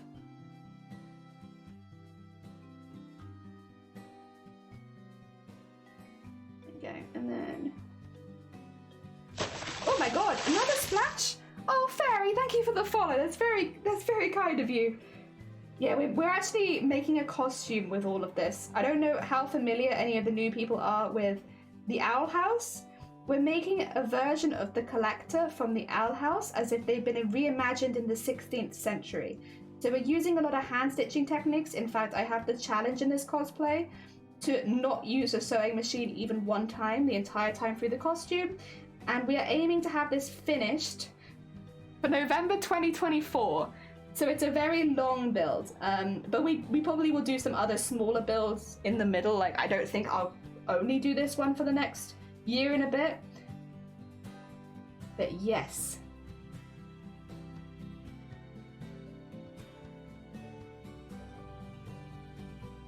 And then, okay, we're getting there. I will say, don't worry, because you won't see any of these tiny little, like, biro dots. You won't see them because they're all going to be covered with embroidery thread, so they will be very, very hidden. Alright, leaning over time so I can properly see. I'm measuring every ½ centimeter. This is very small embroidery trim, so each piece ends up being ½ centimeter long, and then you kind of like join them in the middle. Okay, can I see all of those properly before I start? Yes, I can. Okay, cool. Put that away again. Oh, it's okay. It'll take a few minutes to find a photo of it. Hell yeah, no, that's good. I'm happy to see it again. All right, we don't normally do this bit on stream. Recently, I've been doing it off stream, mainly just because it's really difficult to show it while I'm doing it because I need it so close to my face, and I also use a pencil to like help poof it out, so it's a little difficult to show. But I'm gonna do my best, at the very least, to, if I can't show it you while I'm doing it, to like flick backwards and forwards between cameras so I can hopefully show you after I've done pieces. This is the bit where I'm talking about where it gets really hard, because I put this around a pencil to make sure that the pieces of thread, the loops, are even, and I found that a pencil was a good size. I did also use a chopstick. I used one of my crochet hooks. I used a few things initially, but honestly the pencil ended up being about the right size, and so I just use that now. And I just stitch around my pencil. And you can kind of see now why there's no way I've done this on the stream before, because God, it is hard to show stitching around a pencil. It's honestly hard for me to see what I'm doing, let alone showing it to you. Ugh. There we go, another one, and then... What? There's one here. Whoop. Pull that through. And then pull that one to there. And pull it out. So the reason it's so hard to pull out is because the fabric's relatively thin. And although my needle's the same size, obviously, that I've been using this whole time, it's the thread on it that's making it difficult.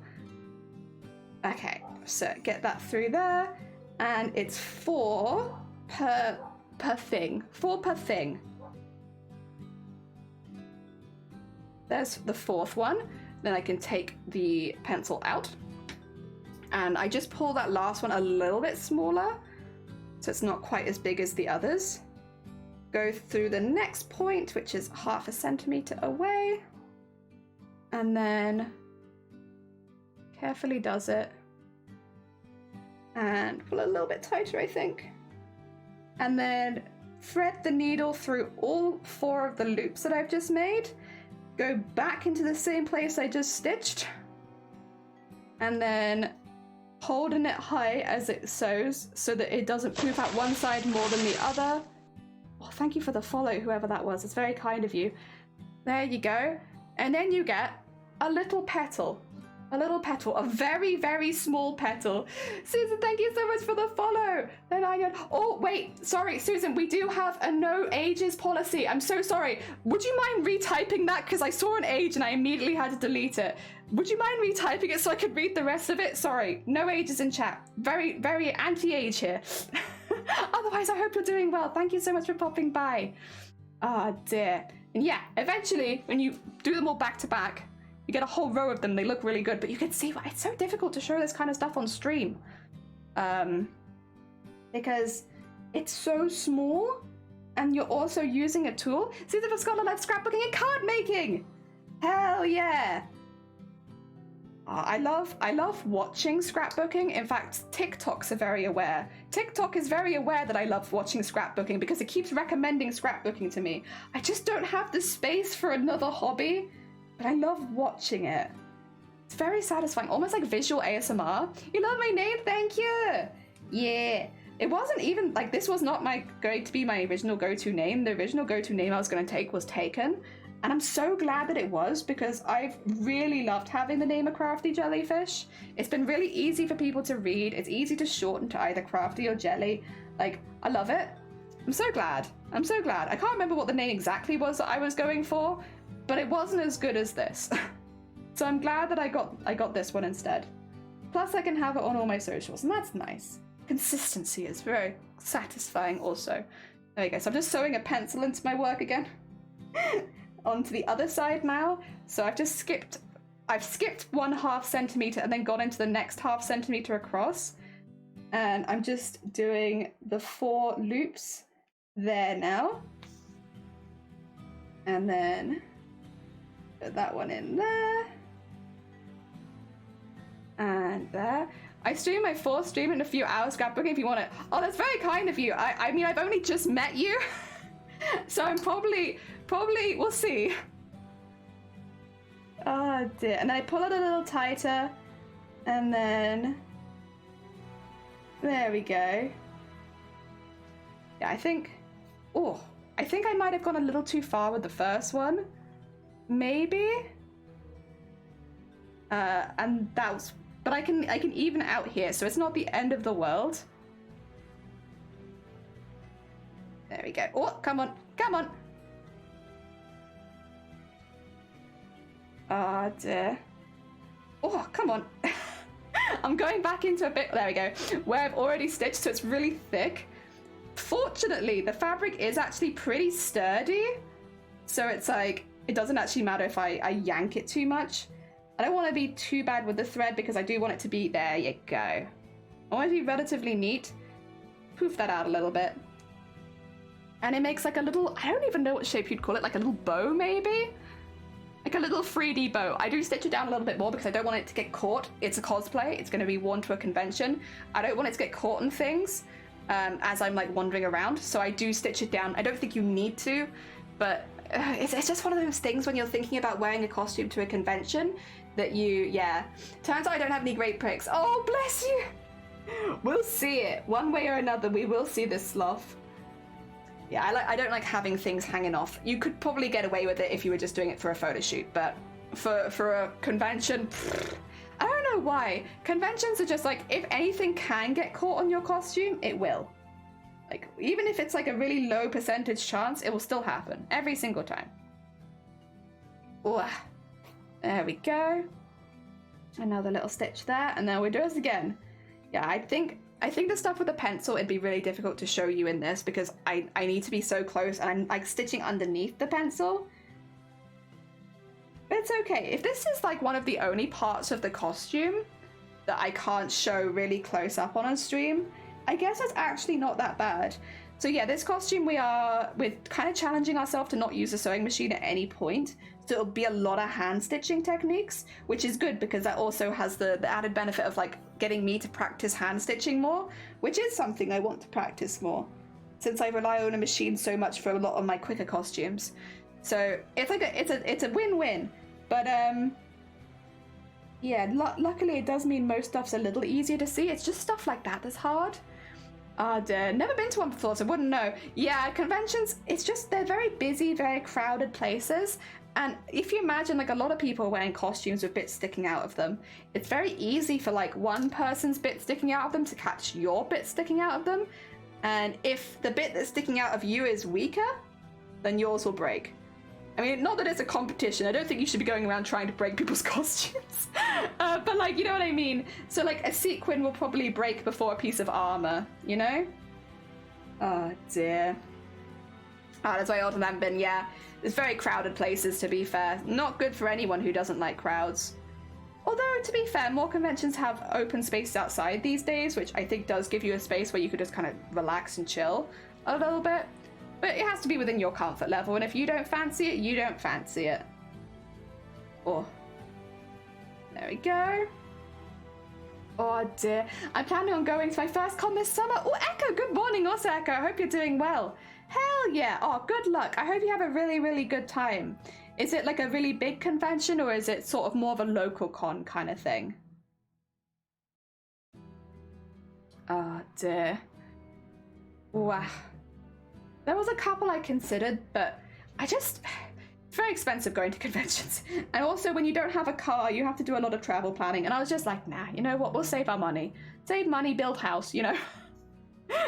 We'll keep doing that. Maybe next year. Next year, I really wanted to go to Cos Expo next year. Unfortunately, Cos Expo have just recently announced that they're not doing a convention next year. And I was like, damn it! That's like the one I really wanted to go to. So hopefully they come back in the future and I can go to them in a year or so. But, oh man. It does make me slightly more regret not going this year, but we have other things to pay for. Ah, dear. Come on, Dublin. Oh my god, pretty big. Have an amazing time. I hope you have a really, really good one. You've been lurking for a while. Oh, bless you. Thank you so much for your lurking. Ah, dear. Oh, take care, Vile. Go look after yourself. Have a lovely rest of your day. Yeah, you are up really late, especially because you've also just been streaming for like how many hours, Vile? Like quite a lot, right? Let me just do you a quick shout out. If you haven't met Vile, they're one of our very, very talented mod team. They also do a lot of makers and crafting. If you're looking to meet more makers and crafters, they're very talented. They do more 3D modeling, sculpture kind of, and Nerf blast stuff. It's very heckin' good. 8 hours. God. Yeah, I think I'd have fallen asleep probably 8 hours ago, honestly. Oh dear. But no, good on you. Get some good Z's. I hope see you around soon. Maybe by the time I see you next, I'll actually have a row of embroidery to show you. Maybe. I don't want to promise too much. It's getting very toasty in this room. We've only been going for 2.5 hours and I'm like, oh man, that's what a heat wave does to you, isn't it? It's not for me. I'm a cold bean. I like cold weather. Thank you, Vile. I'm sure I will. I don't know how long we'll go for today. I think we'll just go to until I'm too hot. And I don't want to keep turning on the aircon every few seconds. Until we get to that stage, probably. Who knows when that will be. Could be soon, could be ages away. There you go, got 2 of them now. It's just 2 little things. I really like them when they're 3D, to be honest. I actually really like the look of them being more 3D and fluffy. I'm not taking the risk. I've been to enough conventions to be like, you don't take the risk, you don't put loops into your costume. Nothing looped that can catch on things. We don't do that here. It's risky, and so I'm not going to. But I actually really quite like how they look sort of fluffy. Oh dear. There we go. Can I actually do another one with this much thread? We'll see. I didn't think of that. I actually might be running out of thread in a second as well. I mean, that's pretty normal. I don't want to go too long with my embroidery thread since it will start knotting as I go through it, especially with all the really hard tugs and making all these loops. So I prefer to go a little bit shorter and just have to replace it constantly, honestly. I do need to buy more gold because I had a bit of an incident. So this was off stream. I was like doing some planning with the Honkai Star Rail costume, which we finished a couple weeks ago. I was doing some planning with that. And I was like, oh, you know what would be really cool if I had tassels off the shoulders. And I started making them and I got like halfway through and then I was like, I don't like it. I don't like the tassels on the shoulders. And to make the tassels on the shoulders, I used the same gold embroidery thread that I was meant to be saving for the collector costume. So now Now I need to buy more because I was stupid and I should have tried it, like tested it out with like just one of the random embroidery threads I have, but nope. Some part of me was use the gold thread that you bought specifically for another project. Use that one. And here we are, regretting having used this one. God, it's warm. It's 25 outside. Wait, real quick, room temperature check. If anyone wants to guess what temperature is, you're welcome to. Oh my god. No way. No way. Did I go too high? Heat does rise. Let me go a bit lower. Okay. Well, I'll take this temperature. It is hotter up there, but I think that's because heat rises, and I don't think that's fair. We'll keep our eye level. But guess how hot it is in this room right now? I've seen it. Oh dear. Too hot would be the correct answer, by the way. There's only one answer. It's too hot. No, it's 28.3 degrees in this room right now, which makes sense because it's you know, a few degrees hotter than outside, and I have had the aircon. Oh god. Yeah, what I might do actually this time, instead of getting some more thread, I might just end the stream. It's just so hot. I don't wanna cause myself a migraine from overheating. And I also don't want to have the aircon on 24/7 because like that's very expensive, and I'm trying to be a good bean. Wait, what is that? There's something stuck to my thread. Oh well, it's in there. I'll see if I can get it out afterwards. Yeah, I might get this bit sewn down and then be a good bean and just cool off somewhere else for a bit. Oh dear. You know, I've not been able to play video games recently as much because it gets so hot in here when the computer's like whirring. Not that I guess I play a whole lot of video games anyway, but I like to have the option, you know? Goddamn heat wave. I mean, it'll be over soon. I think this week is meant to be a lot more rainy. Oh, he's sending over the photos now? Hell yeah! I think this week in general is meant to be wetter, so hopefully after today it will cool off a little bit and I won't have to wear. I think I'll still have to use the aircon every now and again, but it won't be like a constant thing. Oh my god, George! I've been lurking. Thanks for the good vibes. Oh, bless you. Jellia Craft 2 Pride Heart, a Craft 2 Pride Heart, a Craft 2 Pride Heart. Thank you so much, George. That's very hecking kind of you. We've been doing some bits and bobs. I just started embroidered trim, but it's getting hot. I can feel the sweat in my eyes. And my eyes are sweating. Knees weak, eyes are sweating. I'll keep an eye. Is it gonna be in general chat? Jelly is a hobbit. I am a hobbit. Heck off ear then. Where am I looking? Where am I looking, Queena? I'll look anywhere. I'll look anywhere for sloth. Yeah, we did the base smocking for this piece, which is the second smallest. Not the smallest, but the second smallest. And then this is the second biggest, and we're doing the outside of it. It's weird because they actually look about the same size because it's not been trimmed down. Oh dear. Hope you had a good weekend. It's been good. It's been really hot. Like, I guess technically not hot compared to like Australia, but for the UK, like it's been hitting close to 30. It's very toasty. And yesterday in particular was really, really hot. But I did some crochet and I decided to start making a winter cardigan. But look, it's strawberry flavored, and that's where the pocket's gonna be. Don't ignore the patch. But like, yeah, I'm making a strawberry cardigan because you know what? I wasn't warm enough, so I thought it'd be really nice to have like a blanket on my knees in 30 degrees. Then again, Sleeps made me feel better about it earlier because Sleep says you always have to plan for the season ahead. So I was planning for the season ahead, really. I was just being big brain. I didn't realize it at the time, but I was being big brain. It's not cardigan weather right now. Plain, welcome on in. I hope you're doing well. Good morning. We've been doing some smocking and then some edging to the smocking, but I'm just waiting for Queena to send a picture of a backpack, and then we're actually going to end stream because I am just so toasty. I need to get out this room. I need to get out. It's too hot in here. It is it's 28.3 degrees in this room, and I am slowly overheating. Unfortunately, it do be like that. But on the plus side, it's a Sunday, which means I already know there's loads of people that I can send you on to. So you don't hang around. I got places for you to be. Oh, in general crafts. No, don't worry. You're all good. You take your time. It's fine. Oh, it's the little jelly. Oh my god, that is such a strong. Like, that's a really good backpack. Oh my god. He's huge. I thought he'd be really small. Oh, hell yeah. Oh, I love him. 10 out of 10. Him.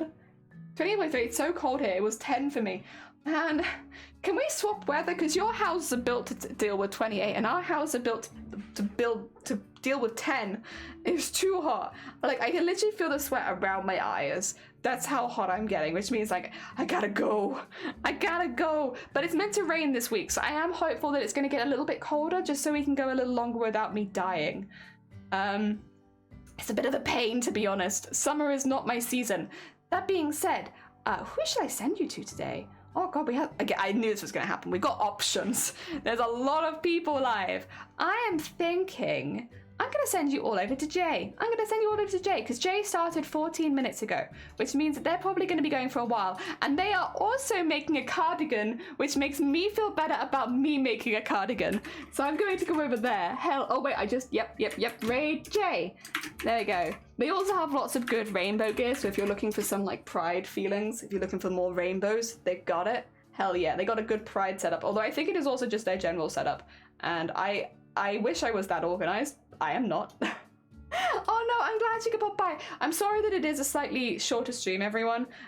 It is just because it's hot. It's nothing you said. It's not you. It's the British weather. We'll be back tomorrow. I think... I keep thinking that I've got something going on tomorrow, but I'm like 99% sure that I don't. So we should be back tomorrow. And then we'll do cosplay. I need to organize the special streams. I'll get those announced in the Discord when we do have them so people can go, but they're gonna hopefully be on weekends.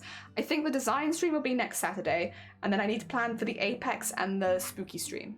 Yes, because we did just do a charity event, so we have lots of special streams coming up. Mainly cosplay though. I think we're gonna stick a little bit to cosplay, and then when it gets into July, we're going to be doing 2 cosplays because we'll be doing some of them on Twitch and some of them on YouTube. So yes, we got 2 things coming up. I'm very excited. Otherwise, yeah, honestly, good advice. Everyone stay cool, unless you're in Australia, in which case stay hot. Stay hot or cold and hydrated. Grab a raid call if you fancy. It's a great way of sending a love to another channel. I'm going to send you over to Jay. Take care. Let's go. Are we going? Hell yeah.